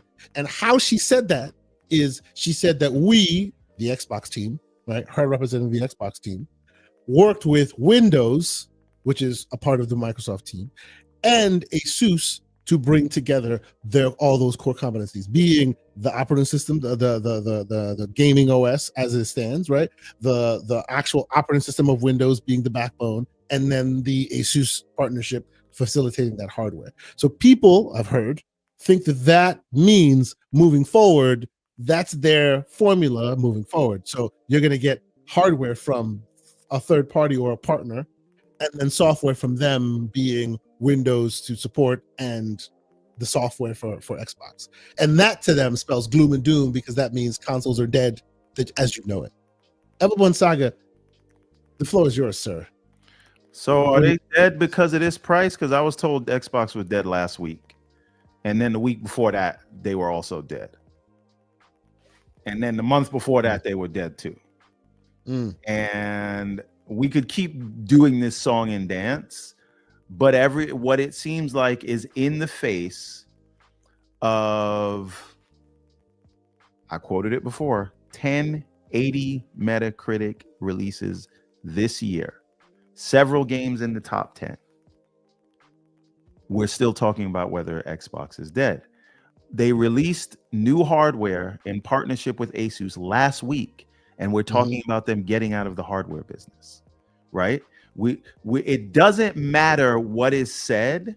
People are viewing it through a lens of how they feel about the brand, and that is irrespective of what facts are on the ground in front of them. I was arguing with someone the other day about them not caring about the small studios literally on the day that Keeper released. I need you to understand what we're talking about here. So it really doesn't. And by the way, I didn't find this interview interesting. This is a separate aside because it felt more like a commercial, right? The whole thing was scripted. I don't think it may have been done on the Xbox, may as well have been done on the Xbox channel, right? Because no questions were asked. All the answers the questions seemed pre-canned. The answers seemed rehearsed. Like this was literally a commercial. It is what it is, right? But because she said premium, like the ABC reel, same kind of idea. Want her to say? Did you want her to say it's going to be a bargain bin budget thing? Because when they tried that with the Series S, everybody castigated them. So now they're saying it's going to be premium. And because they said premium, oh my God. It's the same thing when they say they want to actually make money. I was also arguing that people thought that they got Double Fine to lose money for them. Double Fine and compulsion and all these other things. So it doesn't matter, right? They're not making money. That's a problem. They say they want to make money. It's a problem. You say they're not making hardware. They say, yes, they are. You say, well, I don't care what they said because no, they're not making hardware. You make up a rumor. They address it. They don't address it. It doesn't matter. Right? You say that the Series S is holding things back, and now they say they're going to give you something premium, and you still have a problem. Big Mad Mo wants to know what is premium. I was told the PS5 Pro was premium. That's what they told. That's what they told you, and they told you don't worry that it costs $700, now $800. Right? Because you're paying for the performance because you want something premium. You want the best. And now they tell you that they're going to do something premium and we still got a problem. Some people are coming for you. DJ Marshman says Everborn is shilling hard. Sure. Okay. He is the cap man. He does wear the cap. I'm just saying. The thing is, right? It is like, I think DJ Marsh would prefer that I shield for PlayStation. Oh yeah, probably. Yes. He concludes that the Series S takes this extra 6 to 12 months development time. That is inaccurate, but we'll continue. So you don't want a low-end device. It sounds like you want a premium device. Right? So, but again, I do not doubt that the next Xbox will be very expensive by console standards. Yes. Right. Yes. And that is no doubt for a large part of the market. Right. And so, like, in that sense, you know, like I could understand the concern, but you have to see the price, you have to see what they release. And again, you can't be the same person that is in favor of the PS5 Pro at the price they're charging and then get upset when you hear the word premium from Xbox. Because what it tells me, if they said they were going to release something bargain basement, you'd also be upset. We are in we're in a negative feedback loop of it doesn't matter what they say. They also said exclusives were antiquated. I think I heard Sarah Bond say, which also seemed to really raise the ire of certain gamers. So yeah, like with the exclusives being antiquated, personally, I don't believe that. Right now, what is true is that she said the biggest games today are on all platforms. That is a fact. You can't run away from that fact, right? Show me any exclusive and I will show you a multiplayer game that sold more than it. You cannot run away from that. You can't spin it. You can't say anything else. So from that aspect, it is true. Now the question is, do exclusives drive platform adoption? Right? And the answer is, for some people it does. But the question is, to what degree and how many players are making decisions? Because we know 50% of the playtime is on what? Free to play games. We know only 4% of the North American audience buys more than one game a month, right? 15% buy one game a month, and the rest of the people are just buying 1 or 2 games a year or not buying any games at all, right? I understand how we grew up. I understand what decisions people make, and that's fine. But if you're in the position to have games that are like Elder Scrolls and Call of Duty and Minecraft, right? Sony doesn't have these type of games. And the games that they do that approach that, spoiler alert, they are everywhere. True. Yeah. MLB The Show, everywhere. Helldivers 2, now everywhere. Yeah. Destiny, once again, everywhere. So if your goal is to make those kind of games, then yeah, keep them an exclusive won't make sense in that context. But the idea that overall they are antiquated, I mean, she's trying to sell her product. Like, you know, I think people take these things so literal that then they pull up old situations where they were doing the opposite and say, well, what about that? Today they're selling this product. That's what they're selling. And because of that, they need to facilitate selling this product. So they may say something that, you know, facilitates. People take these things based on the way too literal. They want to take them. And I don't think it matters what they say at this point, because if they tell you something that is the opposite of what you believed, we're just going to say they're lying. If they tell you that they are going to do exclusives again, then you're going to say those exclusives aren't good enough. They don't move the imaginary needle, which no one has defined what the needle is. And spoiler alert, the needles are feelings. But again, antiquated is the way they described it for today's players. Exactly. And guess what? You see that gray beard that you have? You and I are antiquated. The exclusives are for us. If you're in our demographic and you came up where we were, exclusives move the needle for you. Remember, I was making a far more lowbrow joke when it came to that. I said we are horseshoe makers. That's what I said. You heard me say that a long time ago. Yeah, that's what we are. Our time is past. You know, the thing that used to make us happy is over. Our children are looking at us like fools because What is this thing that you're clinging Well, to? I'll This tell you, brand. when our kids really look at us like fools when we're arguing in the Discord about this stuff. Yeah, true, absolutely. Like I challenge anyone to have Yep. their kids watch their podcast or look at their Twitter feed or go into the Discord when they're having these discussions. And look at you with such disgust and And disdain. look how your kids or your wife look at you about the Yep. thing that you're arguing about. Yep. All right, so we got VG Fight School with a $5 super chat. Playbook, document all these liars, put their names, make an entire web page or something with details. Let them know you've identified them as liars. That's not a bad plan, sir. Not at all. And Freddie Fox, he's in here with a $2 super chat. He's actually agreeing with you. He says Everborn tells the truth, and he is called the shill. Facepalm. That's what happens when you hurt the needle. See, you see, and what's the needle? The needle is emotion. You know, the E and CEG. Yeah, let's keep it moving. Move the needle. And then 30 Below is doubling down with a final super chat. He says all facts 100%. Everborn Saga is cooking right now. Y'all gonna make his head explode. What are you doing?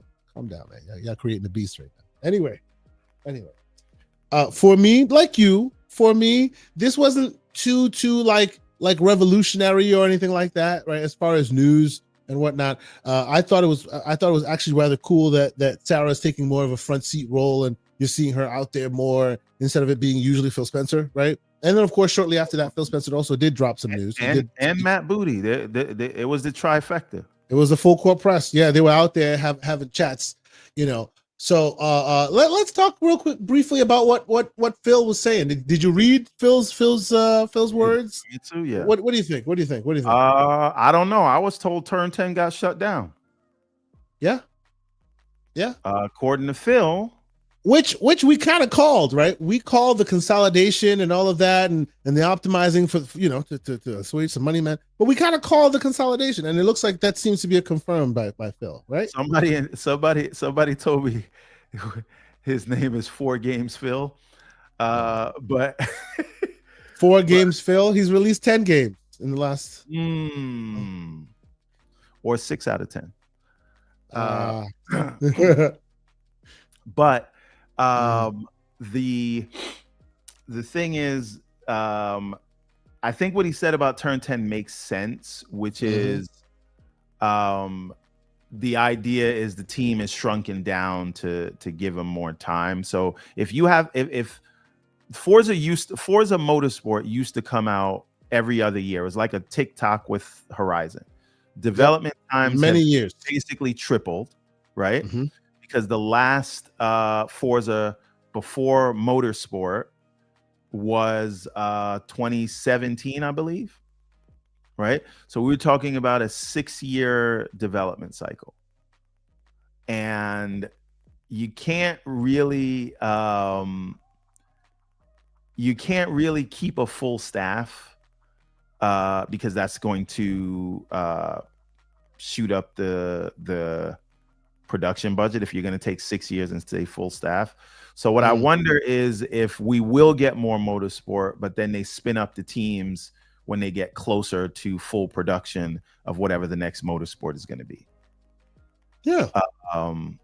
But again, it is 4 games Phil, so you got to take that with a great of salt. Stop it. No, but you know what? Like, what do you want me to say? That is a good headline grabber, man. 4 games Phil. It's better than Lies of P. I never like connected with. Funny too, but it's funny, but it's for you know. But 4 games Phil is funny. That's really that's as funny as the IGN 7. I like that too. It's like the go-to talking point. They said just 4 games, and so you can that people basically try to use 4 games to win any argument.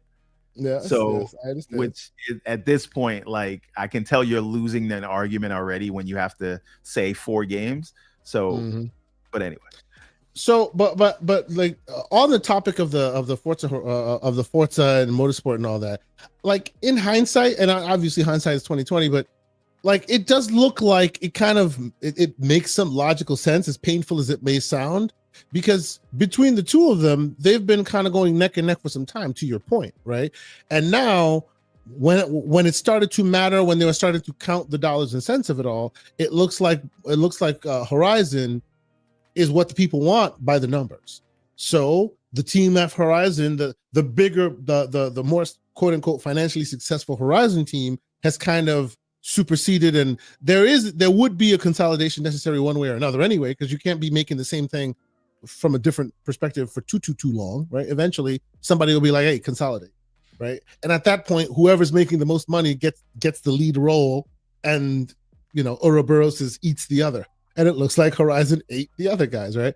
Now, does that mean that you never get a motorsport? I don't think so, because even before that happened, we'd heard lots and lots of reports that a lot of the motorsport team members were going to the Horizon team as well. So by the time that decision was made, they kind of were consolidated to a certain extent already. Yeah, but I mean, they've always worked like super close together or whatever. But at the fact of the matter but the point is, when management makes this decision, right? You move the deck chairs in order to make sure that when you need that expertise, you have that expertise. You don't just cut them away. You're trying to save money while still being able to make two products. Yeah, so I'm not convinced that it's over. Yeah, no. I mean, the thing is this, right? The fact is, they're using the same engine. Motorsport just released in 2023. The next one will not be out for several years.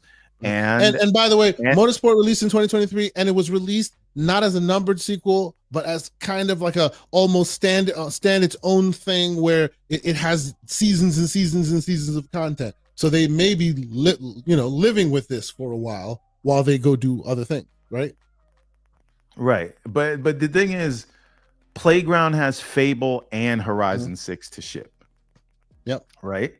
And so of the two, who has a product coming out in the near future? Yeah. Right. And so I think that's the reason where, it ships it like whoever's going to take the priority, but we'll get to a time when the next Motorsport comes, and then, either Playground will be assisting Turn 10 or Turn 10 will staff up. You know what I mean? So, and again, the good old days are done. We know this, but doesn't mean it's gloom and doom and it's over. Yeah. We can't lose sight of, these are, like, we're saying staff down and staff up, but like, these are people's lives. These are people's jobs, people's lives. Yeah, absolutely. It is. So on the one hand, it's a sad day. Like, it makes sense, but on the other hand, it's kind of painful. Yeah. And what else, Phil? Go ahead. Go ahead. No, I was just gonna make note, because we here on this show refuse to let a layoff go by without mentioning, and we're not stepping away from this Phil story, but I do think it is worth mentioning that Ubisoft is also restructuring a lot, and if you're gonna start seeing lots and lots of layoffs across lots of their different houses as well. It's to be expected, you'd imagine. But yeah, this is all painful, right? So it is what it is. What do you think, everyone? What were you saying? What Phil? No. But Phil, there was some other stuff that was talked about. In the here's his favorite. Mr. Everborn's side is botting a little bit. Oh boy. Yep, the connection's a little body, just a little bit. It's a little bit. I hear you. Yeah, I hear you as well, but it's a little body. Chat, if you see him correctly and there's no issue, let me know. Maybe it's a him and I issue, but I think his connection's a little body. But try that again. Try saying that again. Yeah, no, I mean, it's showing me the low Wi-Fi logo, and I don't see anything. What was the last thing you see in the chat? The last thing I see is from Petran. Yeah, I see him as well. I think you're current. It's just a little bit intermittent. All right, you're okay. Go ahead. Yeah. So I think okay. And you may turn off your video if you think the connection, and now it's a little bit in and out. You may turn off your video if that might help. We'll see. All right, let's see what happens. They say I sound fine. This might just be a you problem, sir. Might be. Okay, continue. Yeah. So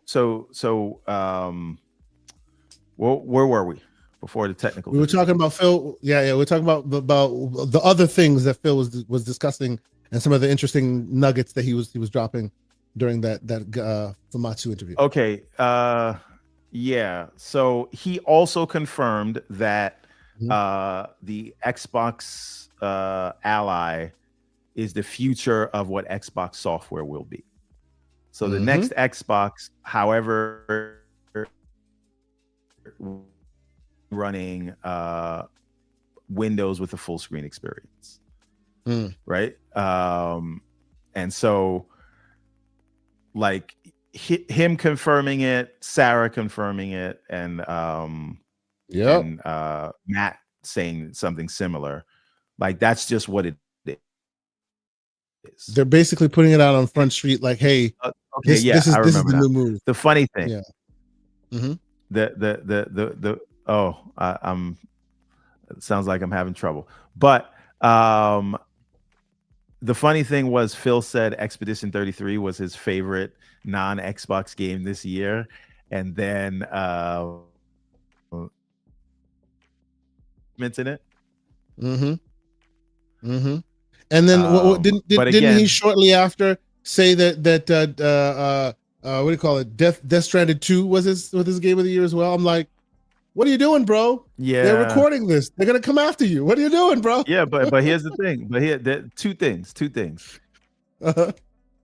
He pre-release version, because it says he only has 2.5 hours. If you look at P3 on his Xbox stats, right? But the other thing is, with Death Stranding 2, I mean, maybe he's saying this is his favorite because he knows it's coming to Xbox. Maybe there's a little wink and a smile in there, that whole situation. He tends to drop those nuggets from time to time and then comes back to bite him later, you know. Yeah, who knows? Who knows?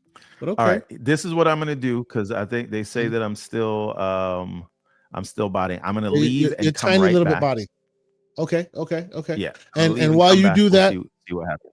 While you do that, let's see what can I get up to. Let me do, while you're doing that, let me do the roundup. Let me let's actually have I'm gonna have a proper conversation with y'all about the Outer Worlds 2, because he'll come back and we'll talk about that as well.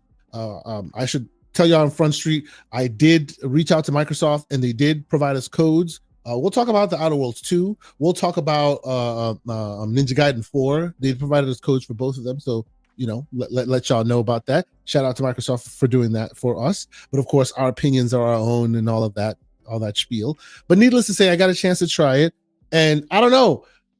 So I said this, like that's my first thoughts on this, and I know it might be a little hyperbolic, and I know some people might come for me when I say it, but my first feelings on what the Outer Worlds 2 reminded me of, and no worries. This is a game that could present spoilers. I will not spoil anything. I will make sure that any footage that I share is literally from the beginning of the game. It reminded me of Mass Effect a little bit. You know, you and your crew in space with your spaceship. You know, it diverts quickly, right? Because it is obviously an Obsidian game, and it gave me the vibes, a lot of what do you call it? A lot of Bethesda vibes as well. Also Creation Engine vibes, the way they stop and talk to you, and you know, very much tropes of those kinds of games. But the first inkling of that game is very much like and they start the whole thing, and let me scroll back real quick here. They start the whole thing with almost like a commercial or an ad.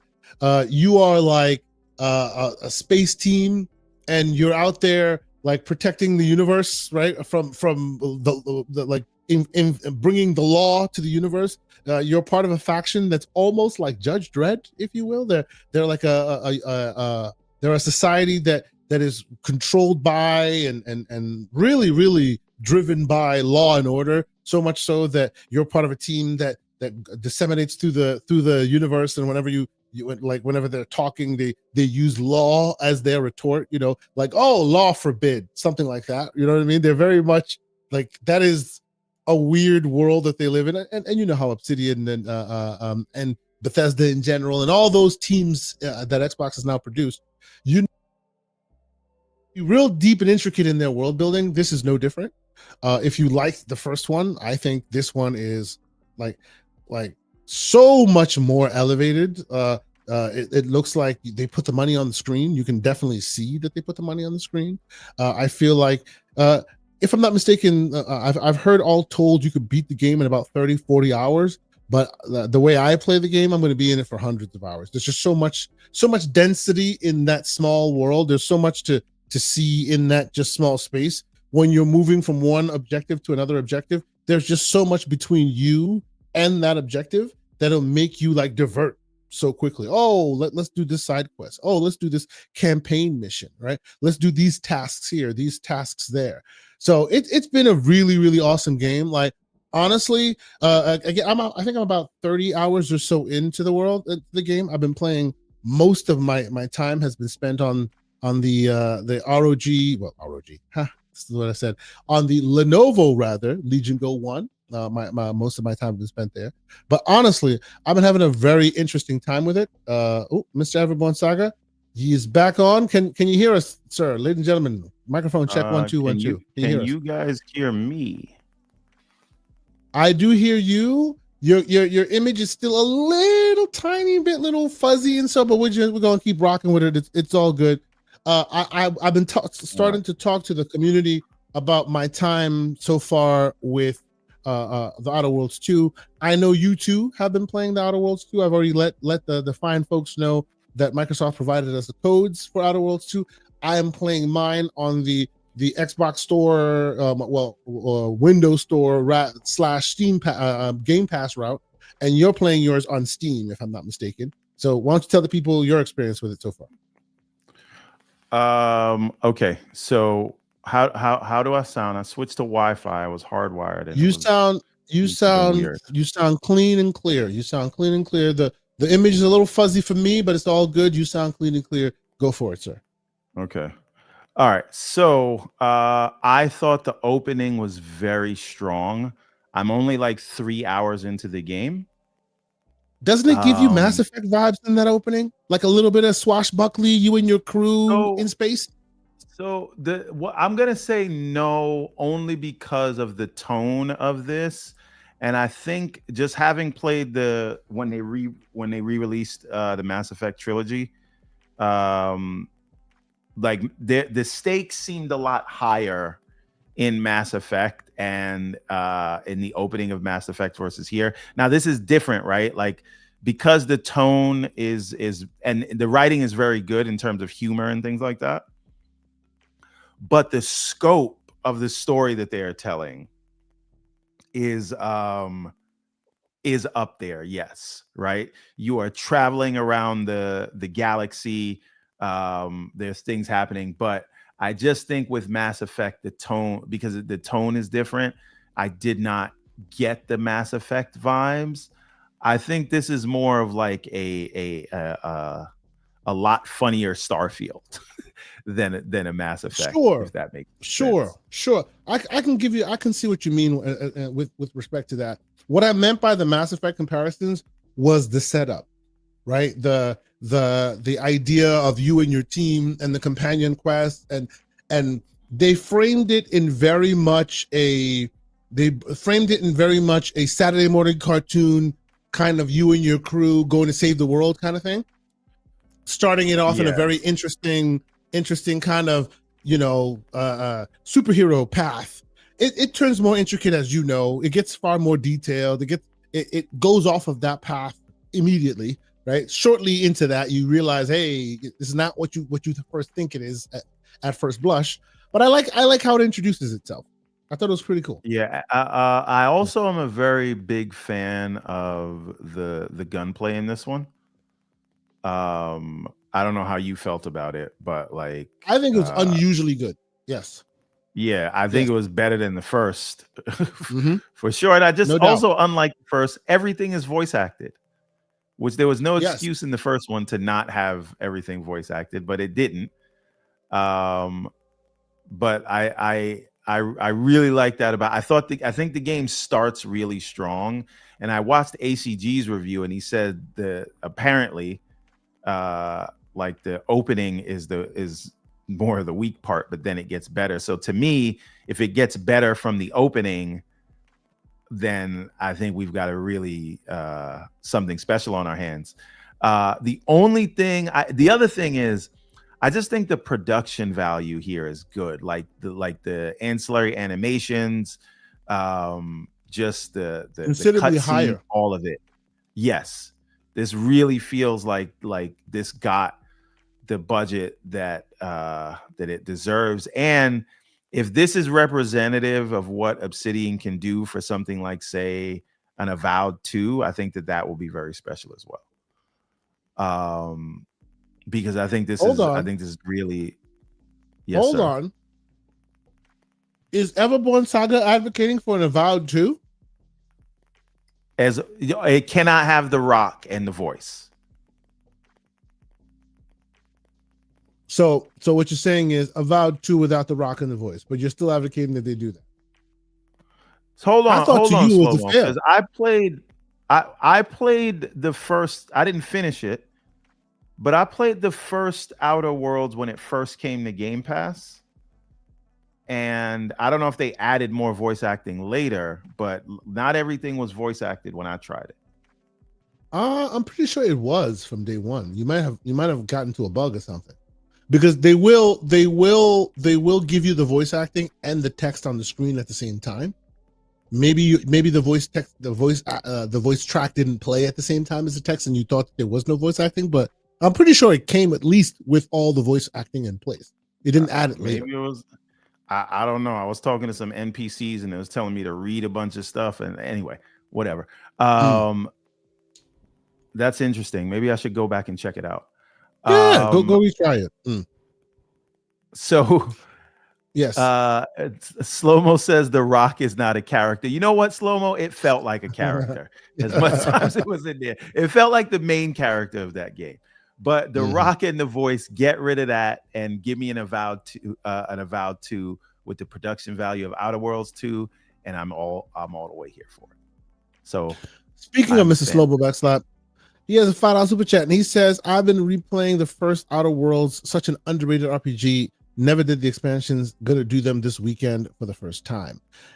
I agree, sir. And if you actually did the expansions, then you would understand where the Outer Worlds 2 falls, because it's like the story continues right off from where the Outer Worlds ends, and the Spacer's Choice DLC, all that stuff kind of resonates throughout this game. So if you have any of that knowledge coming into this game, you see a lot of ties that bind, if you will. It's not like beholden to the story piece by piece. So it's like, if you didn't play the first one, it's not like you're going to be behind the 8 ball or anything. But if you did play that first one, some of the names, the characters, and some of the situations will clue you in, because they're continuing that story from the first one. All right. So, anything else you want to bring up about Outer Worlds 2? What do you think of the scores so far, Everborn Saga? I've seen a lot of the scores give it pretty high praise so far. What do you think?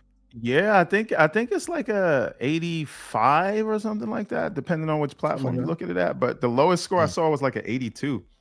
Yeah, I think it's really, really good. 82. So no, I think they did their thing. I still think they shot this game in the foot by telling people it was going to be $80, because it did feel like it had momentum. People were excited about it, and I never saw that level of excitement after the $80.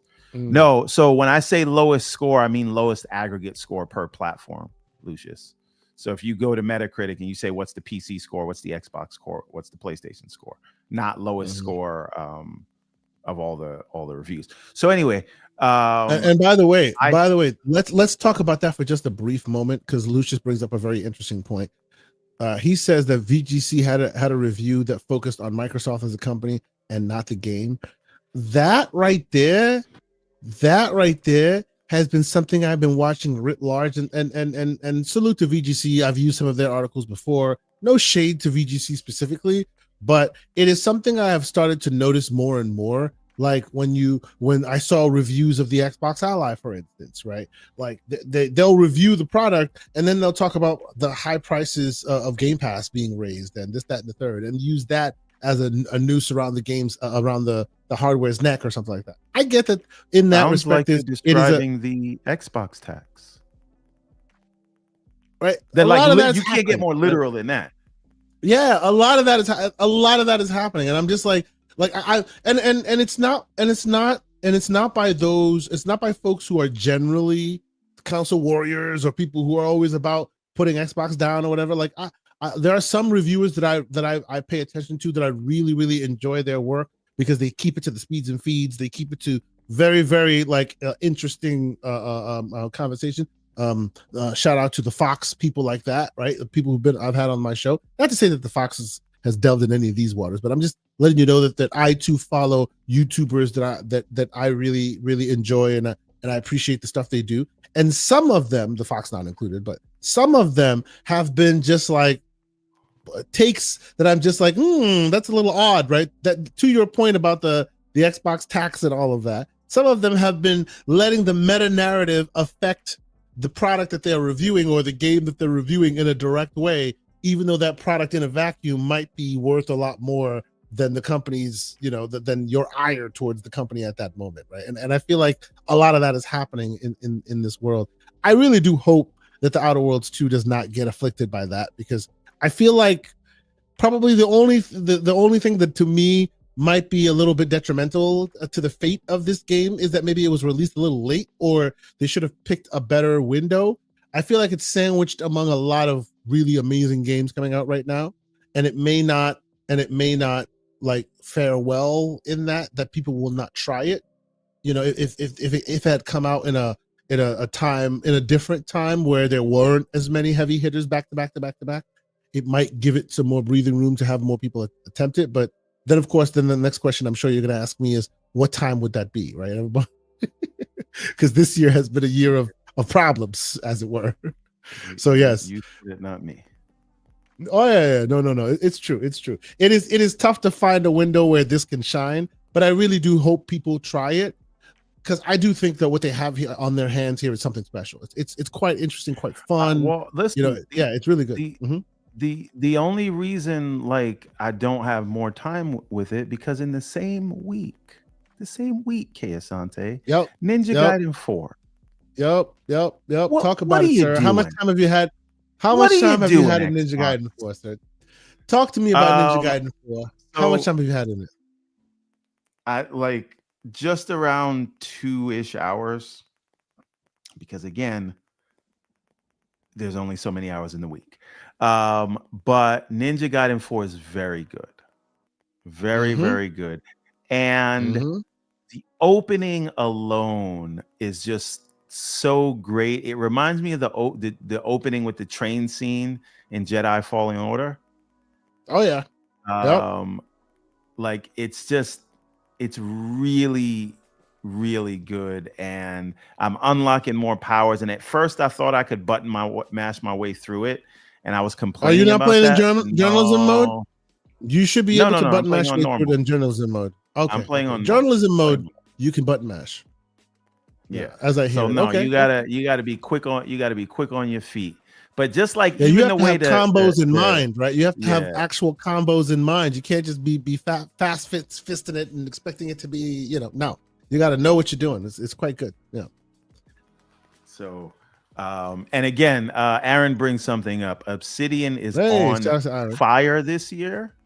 Yeah, You've absolutely. got Avowed, you've got Grounded 2, and now Outerworlds 2. That level of production is insane. This is Insomniac level. I don't even know if Insomniac has done 3 games in a year, right? And they're like, so, and again, Avowed is not a small game, and we know that Outerworlds 2 is a big game, and Grounded 2 is even bigger than the first one. And these things are scoring well. Obsidian is really a sight to behold. That is one of the things where I think the acquisition definitely they've gotten better since the acquisition, right? And like every release comes out with a product that lands and does not have issues and is broken, and by and large, obviously you'll get patches, it'll get better over time, but by and large you are happy with the product you received day one. That's hard to say in the year of our Lord 2025. Well, apparently Slow-Mo has some shade for Grounded too. I can't speak on it. There's I did that. not play Grounded 2. There's that. Well, because I tried it. I tried it for a little bit. What do you call it? Yeah, he says, "Hey yo, I and my friends finally got around to playing Grounded 2 on PC this week. I got shade to deliver. What shade do you have to deliver, good sir? Please let us know. I'm happy to include your shade into the apparently proceedings." there's no upscalers in the year of our well, but Lord okay. 2025. So here's my question. Do we cut them slack? And this is a genuine question for me. I'm not trying to do any of that, but do we cut them some slack for being early access? Do we because technically they're still early access. Very heavy to run, and they have the nerves to not have upscalers. Well, so the reason why I asked that is because as I recall it, Grounded 1 was also unusually heavy until its later stage of development. Like it's almost like they got it running and then they were like, we'll optimize this later, and then filled in the story, and then later on went back and cleaned up the optimization part of it.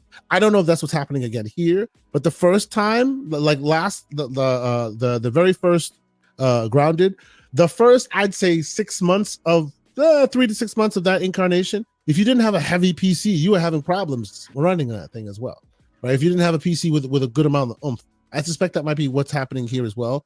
But let's see what Slomo says. Wait a minute. He's saying, hell no. Early access doesn't mean you let it be unplayable. I did not know it was so unplayable. That's interesting. I'm more interested in this smoke from Emmanuel. He says, runs great on Series X. Great on Series X. PC might be the issue. Slow-mo, I know you're not going to stand for that. Look at me instigating the chat. He says it might be a problem between your keyboard and the seat, sir. I'm just saying. All right. Now I'm going to let them argue so I have some entertainment. Yes, popcorn. What is the next topic, sir? Ninja Gaiden 4. This game is real. Tell me about your experience with it. I will tell you, I have not played that much of this.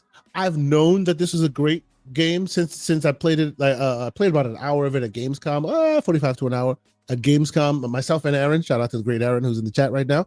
So I knew I was going to love this game. This is a known commodity for me. But Outerworlds 2 was like high on my list, so I prioritized that above Ninja Gaiden 4. But I know I will be playing this. This is like the blood splatter on the screen alone tells me it's for me. I'm gonna be playing this. Yeah, the other thing I'll say is, even though at first I thought it was too easy, and now I'm starting to see the challenge as I progress, it is a lot more accessible than your typical Ninja Gaiden. Yes. I hear they've done a lot in the way of difficulty levels and all that. They've calibrated it pretty well on the various difficulty levels. But if you really want the high end combat, you can still get that too.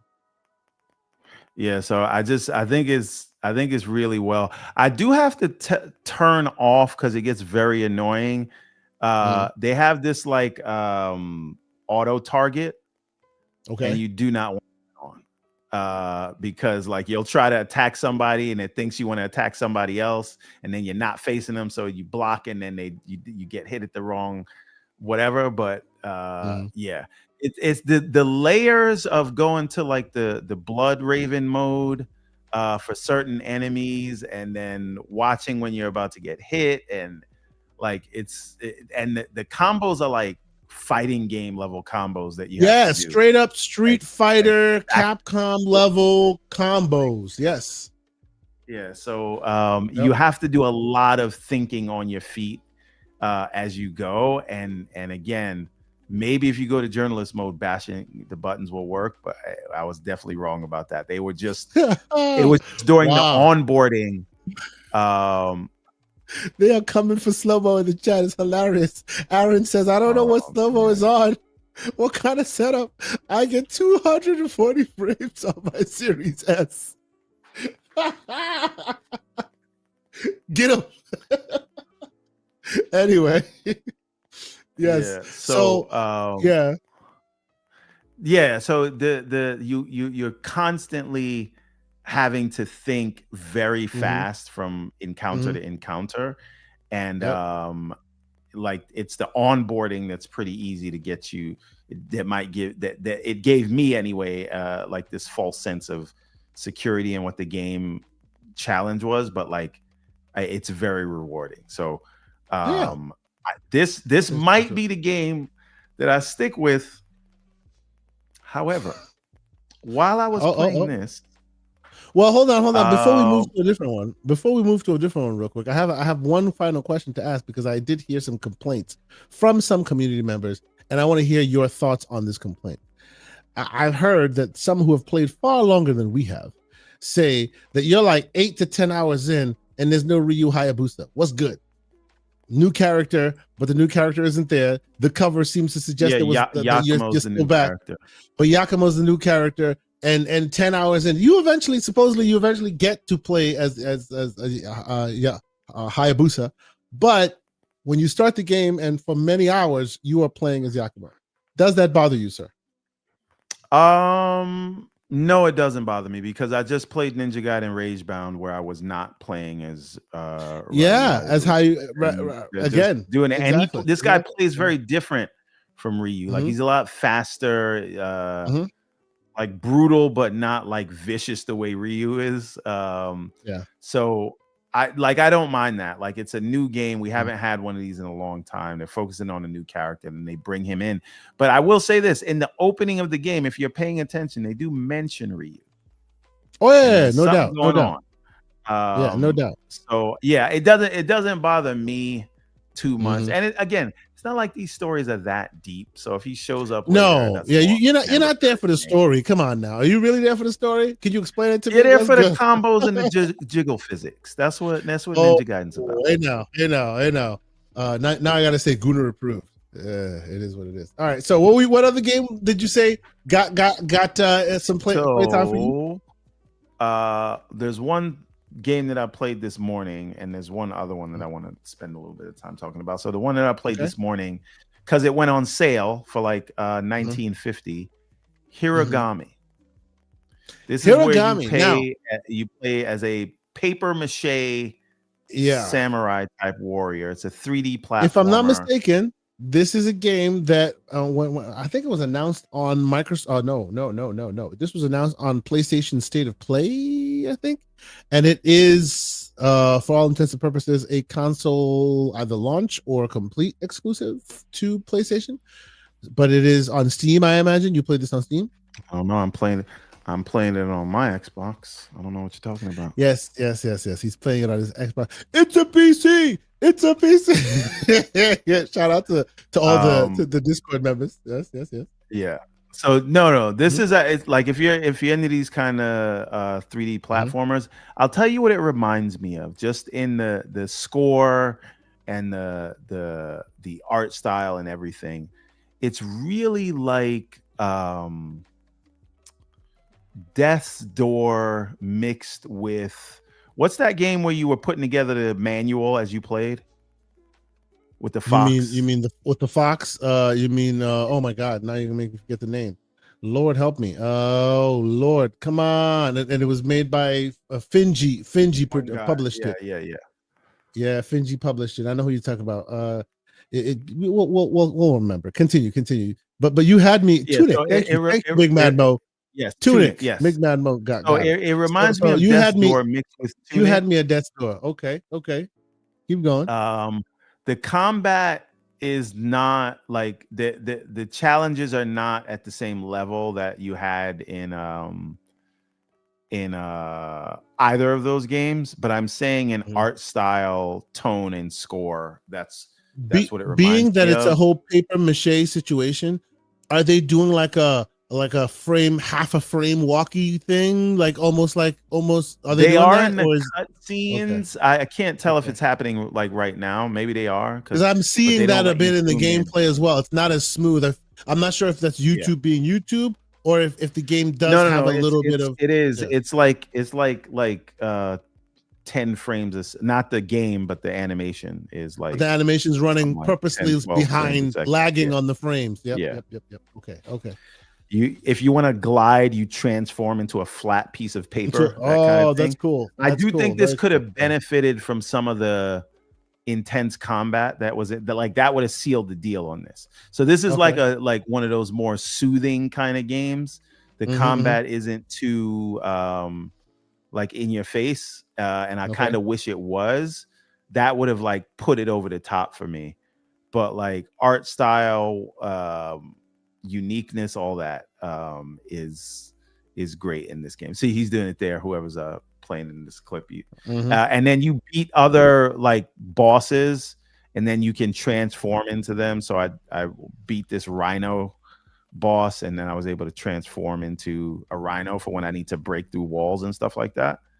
So, but it's nice. It's a nice, like, one of those palate cleanser type games. But again, when you got Outer Worlds and Ninja Gaiden and the other one I'm about to tell you about, it's hard to, like, you know, sometimes I just want to Yep. focus on these kind of experiences more than the big ones. But you know, we got a show to talk about. So poor me. I guess I got to Please. struggle through Ninja Gaiden. Oh, what a hard problem. Oh, what a hard problem to have. Woe be you. Right. What's the other one you're So, talking about, sir? last but not least, this is a game I highly recommend. I want to shout out Mhm. Slow-Mo and Korkenstein, I think, because they reminded me that it was out in the Discord. That is Dispatch.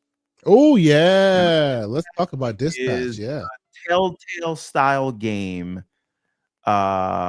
that is done in the vein like it is like playing an episode of Invincible, from the writing to the production value, everything. And it really feels like you're playing like a cartoon. Like it's even though it's 3D, like, but the cell shading is just so good now that you can't even tell that it's 3D. And it's really good. Right? This is some of it here. That's like, that looks like it's a hand-drawn animated cutscene. It's not. Yes, it does. Yeah. Yeah. Yeah. So the lighting beautiful. is just really good. And you have like top tier voice talent in it. You got Aaron Paul, and you've got Jeffrey Wright in it, and there's some other voices I recognize that I can't put a face to, but I know that I've heard their voices in Hollywood stuff before. So they're 2 episodes in. They drop 2 episodes every Wednesday. The next episode is on the 29th, so that's this coming Wednesday. Next 2 episodes. But it is like, this is really good. If you like Invincible, if you like Telltale, this is everything you need. And I don't want to spoil any of it, but really, really, really good. And it really feels like Invincible. Yep. And I love the storytelling and the writing. It is quite something, man. It's quite something. I haven't put too much time into it, because this is one of those fine wine things for me. I'm going to spend some time really, like, putting my paces through it. But yes, this is something that's really a cut above, I suspect. It's special, Yeah. So again, if you don't have this, I think I paid like Great Black Viking in the chat. Oh yeah. It's a well-priced game in general. Yeah. So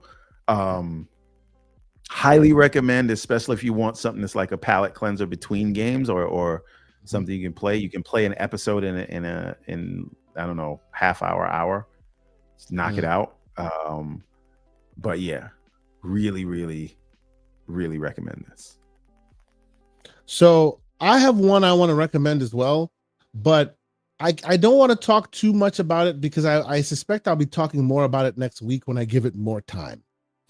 The reason why I want to talk about it is because I feel like, and we've talked about it. We've talked about this problem with games already this episode, so this is nothing new. But like, too many and horrible time. You can't like get enough of a window to kind of like, find your way to playing one of them or whatever.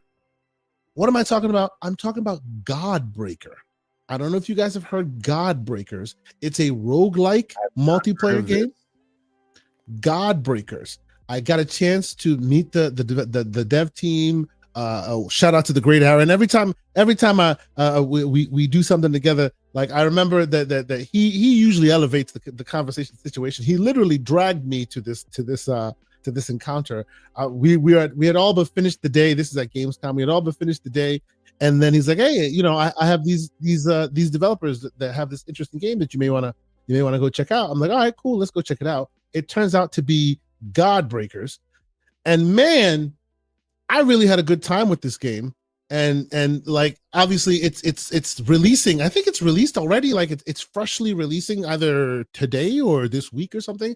And I'm just like, oh man, I really want this game to succeed, because I feel like it's a type of game that if more people play it, more content could be added to it, and it just gets better and better with time, right?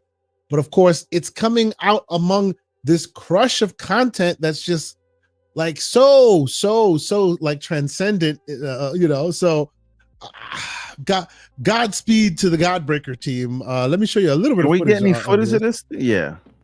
Let me show you a little bit of and the gameplay elements are basically your beat 'em up style. It's a roguelike, and you can play with multiplayer, a full team. Yeah, it's out now. Yeah.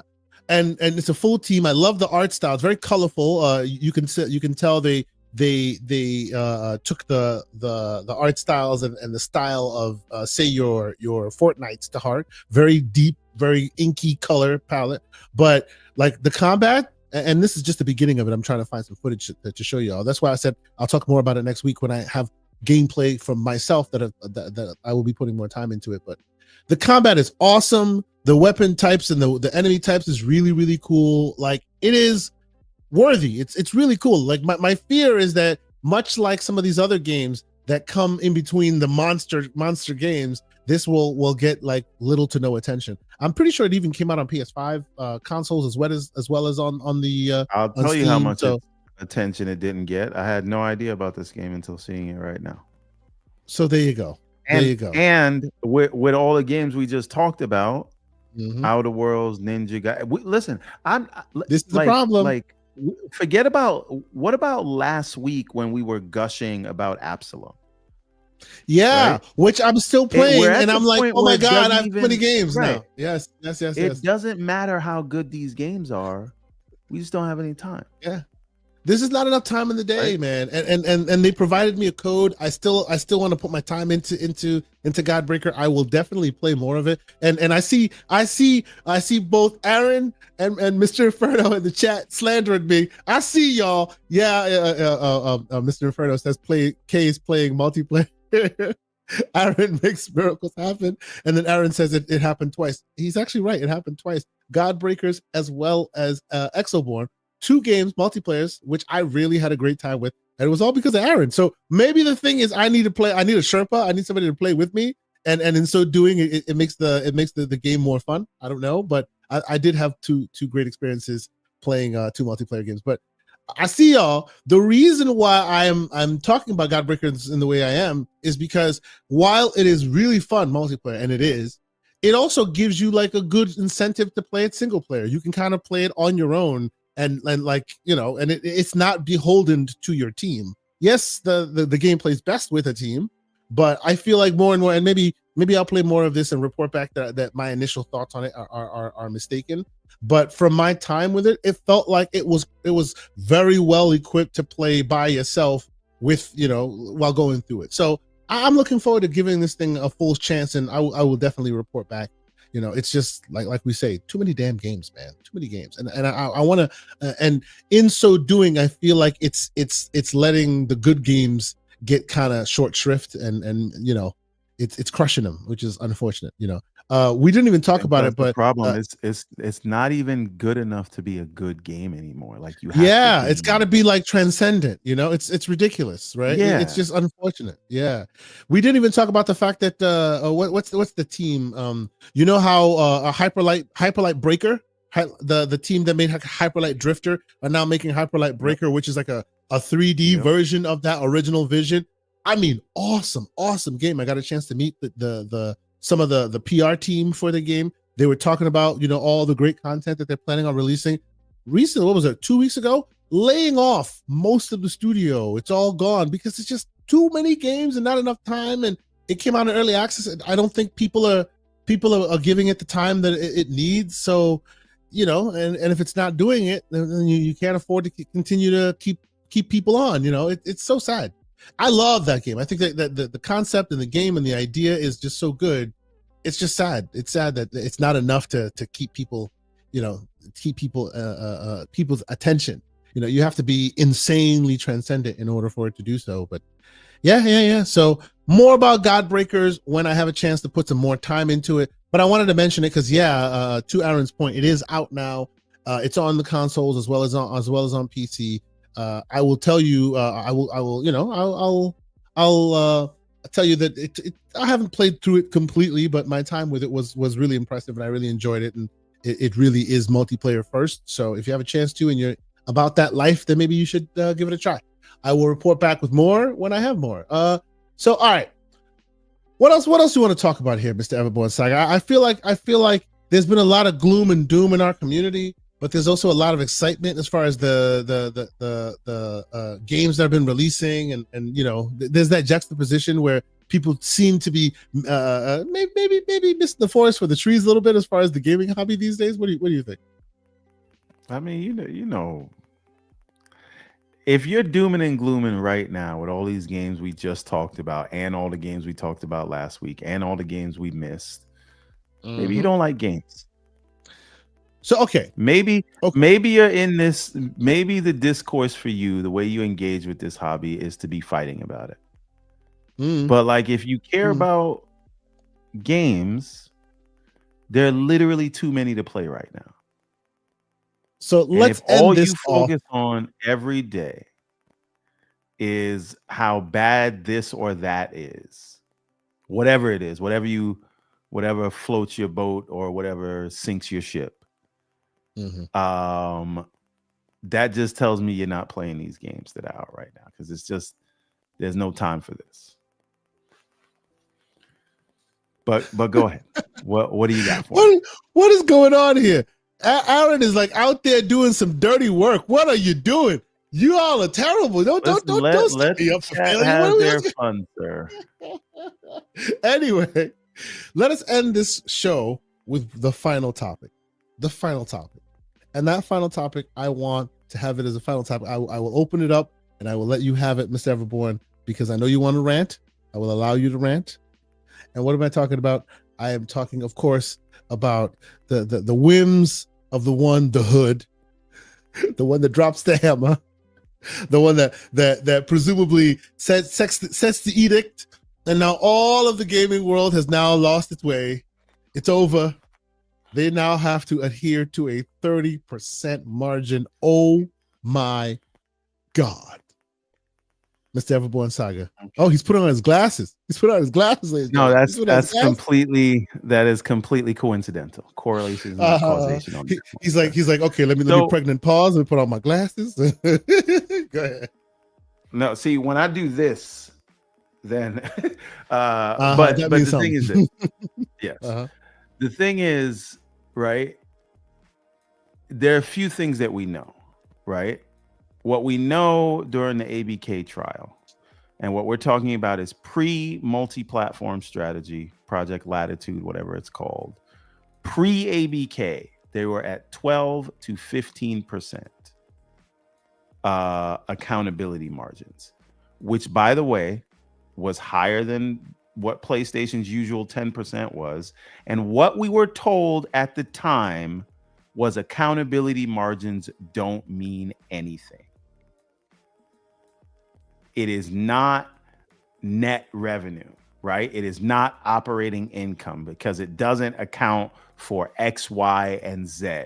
Meaning maybe it doesn't account for Azure because they use Azure, but that's money that's going in-house. Maybe it doesn't account for the other businesses in the more personal computing segment. Maybe it doesn't account for, you name it, right? Windows licensing, whatever it is. So you can't go by that, and they're just cooking the books with accountability margins just so that they look like they're profitable. And now the same people that told us that are flabbergasted now by the 30%, right? So this same stat that they told you means nothing, now people are concerned about it. And it's the same people. And this is what I mean by anything. Anything can be spun in a negative direction, right? And here's the fact, right? If they were at 12 to 15% pre-ABK, pre-Project Latitude, now you got Forza selling out on PlayStation. You got Oblivion. You got all this multi-platform strategy. You have Call of Duty, which was already, by the way, Activision itself was already at somewhere between 25 and 30% margins. That is now rolled in. Now, if you look at the latest 10K from from fiscal 25 of Microsoft, you will see that the gaming division brought in nearly 24 billion in the more personal computing segment. You know what else is in that segment? Windows and devices and search. You know how much money Windows and devices and search made? 17 billion each. So you're talking about 24 billion versus 17 billion. Gaming is bigger than Windows. And the 30% is an overall business segment goal. So if they were at 12 to 15, you add ABK, which was already at 30, and then you add multi-platform. What we're effectively talking about is a goal of increasing margins by single digits. You know who else wants to increase their margins by single digits that just told you this? Sony said that. Yes, but we didn't get this whole they'll be gone in 5 years. We didn't get any of this, oh my God, they don't want to make games anymore. We didn't get any of that. And again, in the face of them releasing a game like Keeper and a big AAA game, if you want to call it that, well, Microsoft called it that because they wanted to charge 80, a AAA game like Outerworlds 2, and whatever you want to call Ninja Gaiden, in the face of that, we're told they don't want to make different games anymore. The same week that happens. And again, if they have a goal that is set for 30% margins, don't you believe that there's some way there already? Yeah. Right. And again, last week they were getting out of gaming last week. You would think that they wouldn't be zero to 30%, right? It wouldn't be 0 to 30%. They're somewhat of the way there. So, you know, you'd think that the money men are now seeing the trajectory as achievable, and that's why they're asking them to hit that goal, right? So that's the presumption. This is why I have to watch, like, I gotta watch who's saying these things and what they've said in context before. And you know why 30% sounds so out of pocket? Why? Because right now Nintendo does 25%, right? 30% is out of pocket because we all know that Sony is trying to get to 10%. So all of that money that Sony makes, they're trying to get to 10% margins. So when you hear that Xbox is looking for 30% margins, you have to do two things. You have to say, one, there's no way that's attainable, or you must admit that Xbox was actually making money this whole time. And we can't have either. So everybody loses their mind. Right? And again, I understand if someone's, well, actually, I don't understand, and I'll tell you why. But people who are otherwise smart about this thing said, well, what about the independent studios? We were sold on the pitch of bespoke studios like Double Fine and Compulsion and Ninja Theory making the games that they want. And I'm like, well, you just got South of Midnight and Keeper this year. They did all of these layoffs. They had every opportunity to give Double Fine the boot, and that didn't happen. And they let Keeper come out. Nobody thought Keeper was going to make a lot of money by that game, and they let it come out anyway.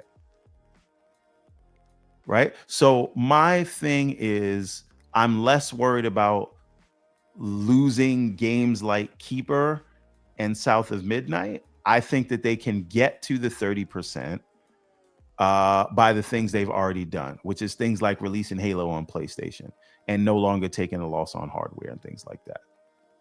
But if you say on the day that Keeper comes out that they don't want to make these games, like you don't have the facts on your side from that. And again, If they weren't making money, it would have been they're leaving the business. Now they are making money, and you say, "Oh my God, they're going to make too much money." Right? Again, this is in the face of 10 games so far this year. 10. So they're making more money than Windows. They're making more money than ever. The executive goals have already led to bonuses for Satya and Amy, right? 15% raise. And Pixel says, I just contradicted myself. Please explain why, sir. The executive goals said that they're making more money than ever. They're releasing more games than ever. And somehow they're still dead. Somehow they're still leaving the business. It's over. Last week they didn't make no money. This week they make too much money. Jova. So somebody give me a logical argument that doesn't lead down the path of no matter what news you hear, you are going to spin it into a way where they're dead or they're losing. So Pixel, the great Pixel G says Microsoft doesn't have these studios to lose money, and then you say Keeper wasn't going to make money. And the answer to that is the value that all of those individual smaller games bring to Game Pass will increase the value of Game Pass. Yes. That was the expectation. It wasn't not specifically to come here, you're going to lose money. No, their dollar amount value was being evaluated under a different barometer. It wasn't initially the dollars and cents of what you bring in, but the value writ large that it presents to the platform as a whole. Am I wrong? Right. Now, this is another opposing view. So he says, somehow you failed to mention increasing Game Pass. That's part of getting to the 30%, right? And the canceling of games. My point is they didn't cancel the smaller games. Which they could have, right? Those were the low-hanging fruit. Was that they would cancel the games like Keeper in favor of the Fallouts and the Halos and the whatever else. I'm saying we haven't seen that. And when we see that, then we can say something. What got shut down was a AAA studio. The project that got canceled was a large AAA project that was in development hell, some might argue, for over 6 years. For many years, for many years. That's what was canceled. The Tango Gameworks is a different thing because they lost the head of the studio. So again, I will share those concerns when these games stop coming out and when the smaller games get canceled. Right? And again, the refocus, this is the last part of the knowledge that I know that they are refocusing on. They said high impact titles and smaller budget high impact titles. So smaller budget says you still get the creative things. Right? I think Slow-Mo's saying something else. Hold on. You don't know why they didn't cancel the games. They could have very well not been canceled because they were close to launch. True. But they didn't get canceled and the studio's not shut down. Again, all I am saying is if this is your barometer, that in the face of the release of games, you still hear 30% and that spells doom and gloom for you, then you will always feel that way. It doesn't matter how many games they release. It doesn't matter what hardware they release. It doesn't matter what their numbers are. You're going to be in a constant state of this is going to go bad. And if that is the way that you view it, that's fine. Right? But I can't view it that way until we have evidence in our face. Right? Because you're always going to feel that way. Because if they don't get shut down or something doesn't get canceled in the next round, then you're going to say, well, maybe next time. And then when next time comes, if it doesn't happen, then you'll say third time's the charm. Right? You're never going to not feel like this. And I can't do that. Right? So if you're providing me games, I'm going to say you give me games like that. Yeah. Because if not, you're just moving off your feelings. Yeah. Which, you know, we already know what that does. We're still getting pushback, which, by the way, just so you know, this is the kind of conversation you'll have in our Discord. Join our Discord if you haven't already. Discord.com, discord.gg/TGCP. Again, discord.gg/TGCP. Join the Discord. We have these kinds of amazing conversations, these thought-provoking, these narrative barbs are thrown left and right in our Discord. We call it the Octagon of Ideas. The one slow-mo backslap, and also the great Pixelbit G are a member. So is the great Soil Tech. Please join us. If you think these gentlemen are wrong, or you have a better framing of this argument, join us and make your voice heard. All members are welcome. But yeah, all right. So I don't know. I think this conversation is going to continue. Go ahead. Yeah. Yes. Go ahead. It is, but I do want to highlight the opposing view. So Pixel says, Hi-Fi released and then the studio shut down. They made this world, not the fans. So, okay. And then Slow-Mo says the idea that they will continue to fund these kind of games when they would literally need to wait 2 years minimum to see if those kind of games are being revealed is foolhardy, especially when this has not turned out for the Xbox Defense Force side recently. CERT is the Xbox Ally Defense Force. I don't know why I have to keep telling you this. My Xbox Ally right now is, I don't even have the Xbox app running. I'm running Steam, but that's neither here nor there. So the point is, he says, Phil said Everwild looked great and then canceled it months later. How long was that in development? Right? Everybody's canceling these games. Right? True. Everybody's canceling games. And so games got canceled. I'm not denying that. Games get canceled every day, B. That's what he's saying. That's what he's saying right now. They do. And I don't think that I don't think it's unreasonable to say, hey, when a Ninja Theory or a Double Fine project gets canceled, then I'll start to have that concern. Right? Slow-mo backstop getting very aggressive in his analogies in the chat. We ain't highlighting that one. I'm not highlighting that one. That is a Discord analogy, Slow-mo. Let's slow that down. That is below board, sir. That's below board.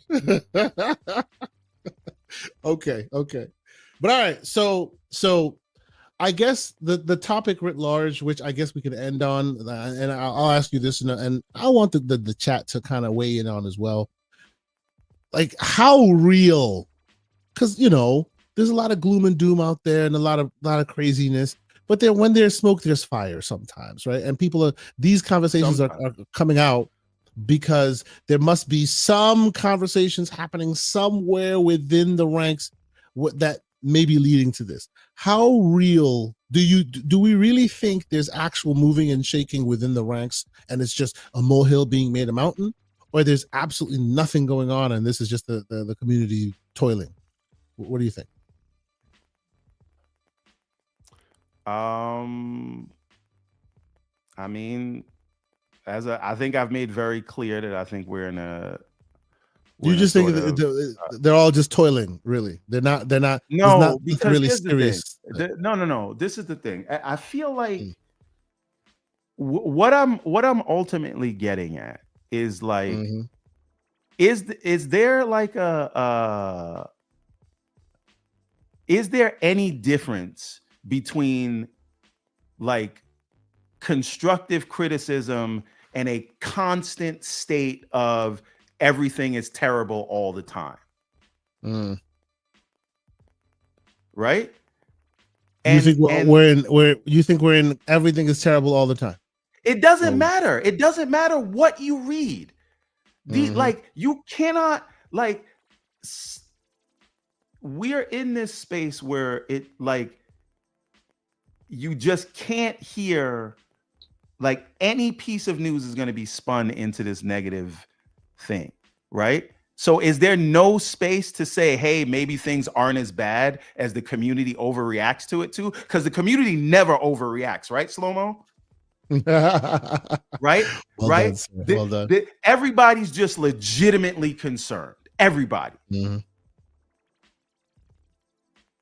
Right? So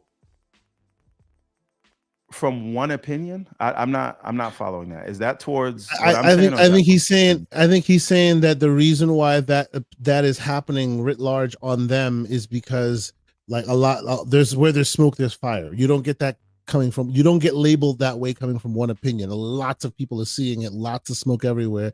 They're getting that label for a reason, is what I think he is saying. All right. I just think that it doesn't. Oh, okay. He wasn't. So that's why I didn't understand what he was saying. Yeah. So my I'm just saying, is it not like if is it possible that we could be missing the forest for the trees? Right. This is the question I'm asking. Cannot be. Yeah. It cannot be like it cannot be that every day and literally every day it's just something that's spun into this negative light. All of that can't be as bad as people make it out to be. Because you know how we know that? Because for how many years straight have we been saying, like the discussion been Xbox is dead, Xbox is bad, Xbox is leaving the business, Xbox is not making hardware anymore, Xbox doesn't have any games, Xbox, all of that, right? I'm not saying none of it is true, but it seems like the same folks always fall on the side of, well, this is just constructive criticism. Have you ever agreed with any of the positive stuff? Ask yourself that. I will let Doc Dark, and shout out to Doc Dark. Ooh, hey, what's going on with this thing? Hold up. There it is. There it is. What the hell? And yeah, it's weird. It's very weird. Anyway, I will let Doc Dark's last statement. I'll let his statement live. And he just says he just ran 2 miles, 18 minutes, by the way, and listened to Everboy's explanation. All he had to say was Xbox tax. That's it. Oh, I said that at the beginning. That's what I said at the beginning, sir. He should have just said Xbox tax and then walked off. Would have been done. Instead, he spent 18 minutes explaining what he could have just said with Xbox tax. You got all these negative Nancys and Normans. Anyway, shout out to the great Doc Dark. But no, I by and large agree with you. I think, remember, you and I have had these arguments or these debates and these discussions in the background for some time. I've always do you ever wake up not mad?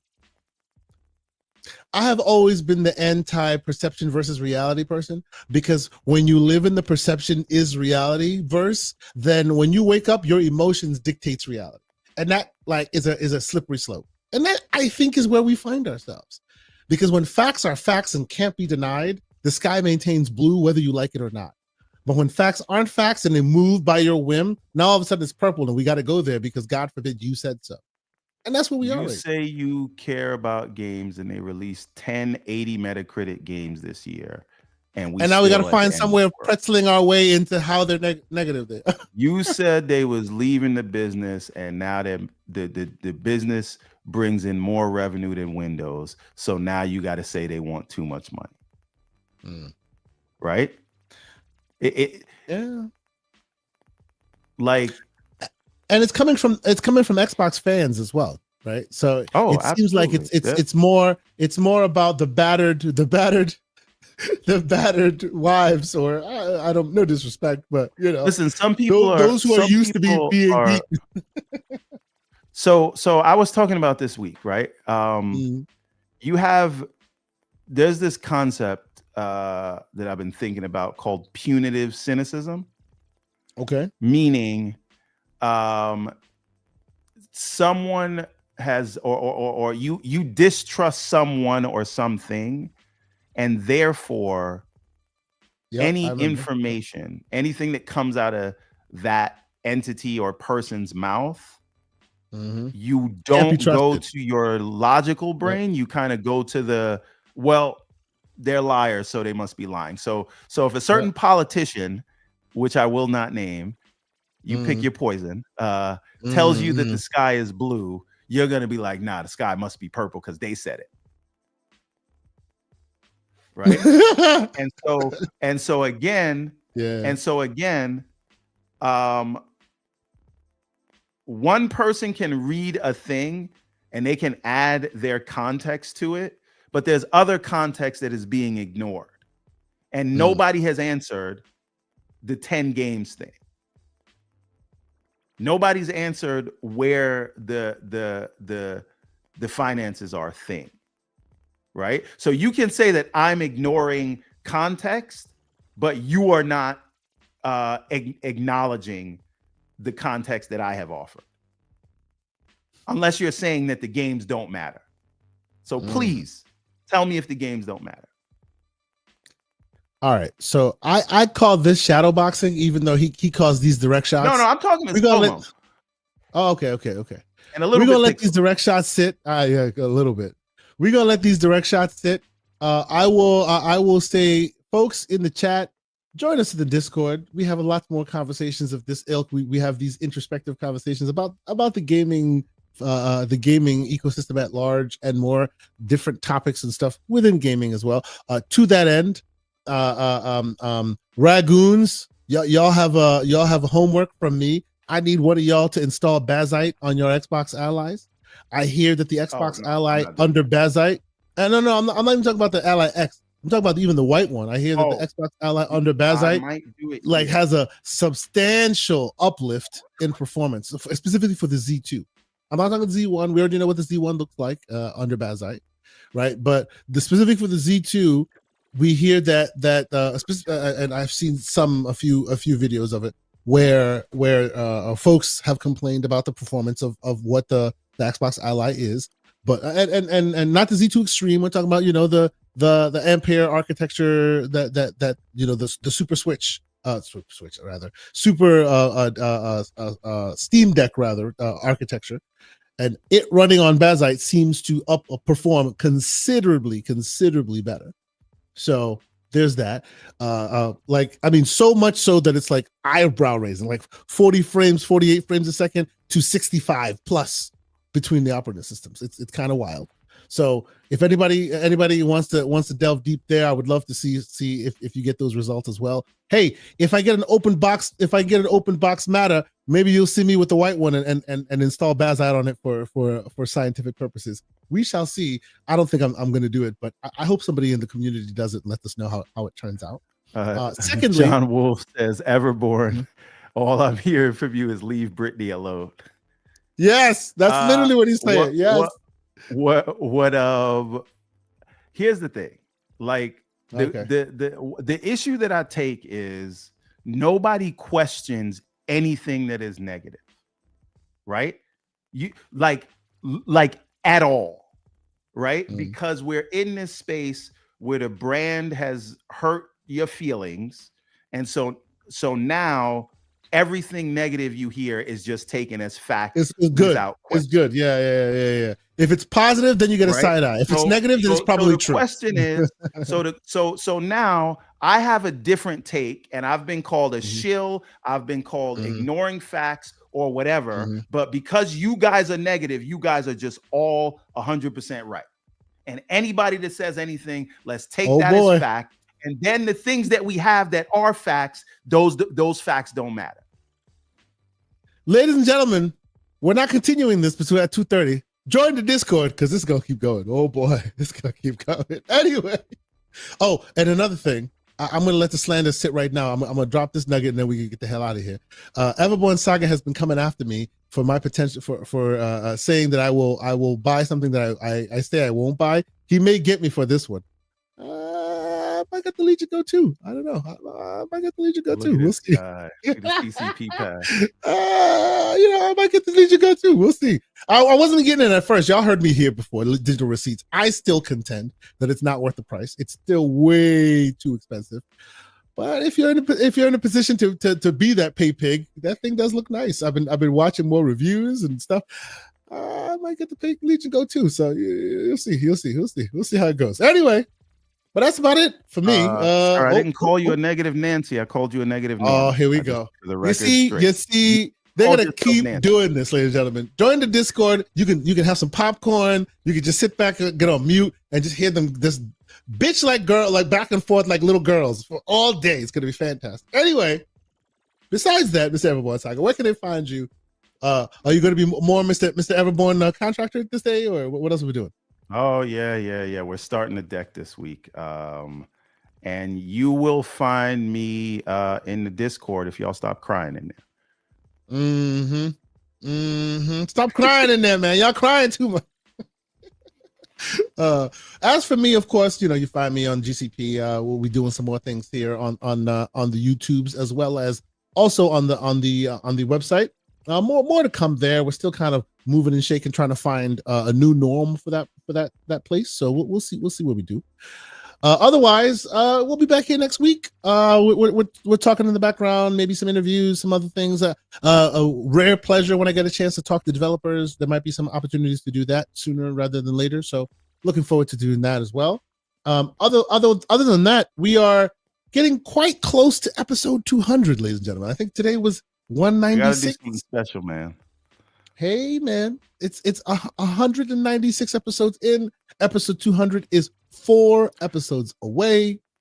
You know Let's what? get some ideas going as to what can happen. Oh, you got an idea? Okay. So, is it a Front Street idea or a background idea? No. This is idea for the chat. Chat, if there's anybody special you guys would like to see us have a conversation with, reach out to them. Tell them we got 200 episode 200 coming up. Clip this video right here and send it to them on the YouTubes. Tag us. We would love to have somebody interesting, because we always have lots of great, interesting people. So let's continue that tradition. We've had so many wonderful humans join our show and talk with us.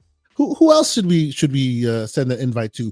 Big or small, it doesn't matter. Somebody who wants to talk games, it'd be great to do that. So yeah, if you have a chance to clip this video, share it out, let them know, hey, you be good on GCP. We would love to invite somebody new, some new blood, somebody interesting onto our show. Why not? But yeah, episode 200 is very, very close. Very, very interesting. Huh? All right. Oh, see, there's Wade Johnson. We've had Dirt on the show before, but not Sean. We've had Dirt on the show before, but we'll talk to Sean and Dirt. Maybe Why we not? can get, It's been a minute. Both of them. Yeah, it's been a minute. Let's talk in the background, see what we can do. Good brothers in the community. So they love to be slanderous, and I know y'all enjoy some of that slander as well. Anyway, so that's it from us, man. I know you know already, but we're still gonna tell you anyway. Please join the Discord once again. That is discord.gg/tgcp. Also, don't forget to go to the everbornsaga.com where you can pick out some great comic books. Tell the fine people more of what they can find on the everbornsaga.com, sir. Yeah, why don't you show them the everbornsaga.com? But yes, go to everbornsaga.com where you can get our latest books. We have a bunch of Everborn specific merch, and we have an entire GCP section. And if you get anything on the website, use code at checkout GCP, all capital letters, and you will get 15% capital leopards off the entire letters. Damn it! By the way, that's not just for the GCP merch. That's for anything you buy. That's for the books, everything on the site. That's great. 15% off. Yeah. Code GCP at checkout. Yeah. For those who want it, we got to charge them more shirts. For those who want to, cry cry like criers do, we have the CEG shirt for y'all, for the criers, for the emotional ones out there. I don't know what criers. For those who want the chaos, we have the FAMAS shirt. You know who you are. It's out there. But no, thank you everyone for putting this out there, letting people do it. And by the way, if you do find yourself purchasing one of these, which we hope you do, shout out to the community. Like put it out on Front Street. Let us know. Tag us. We would love to see you rocking that gear. I have ideas for new idea for gear. We'll talk in the DMs and potentially get that off the ground as well. But I think that's it, man. We're out. This has been a great time. I've enjoyed my time with you guys as usual. I'll drop the link in the chat as Black Viking said. That's probably smart. Yes. Before we get out of here, we will drop the link in the chat so you too can go to theeverbornsaga.com and get yourself some fine merch. There's the link direct to it. Hopefully you peruse the site, get you some books, a lot of good things out there. But that's it from us. Shout out to the Discord members who are in the chat right now. Shout out to all those who are great and brilliant, who have helped us get to 3K and we're growing beyond that. Thank you so much. Shout out to those of you who chose to hit the like button before I asked. But if you haven't done so already, how about you do that? We appreciate y'all. Thank y'all. And we will see y'all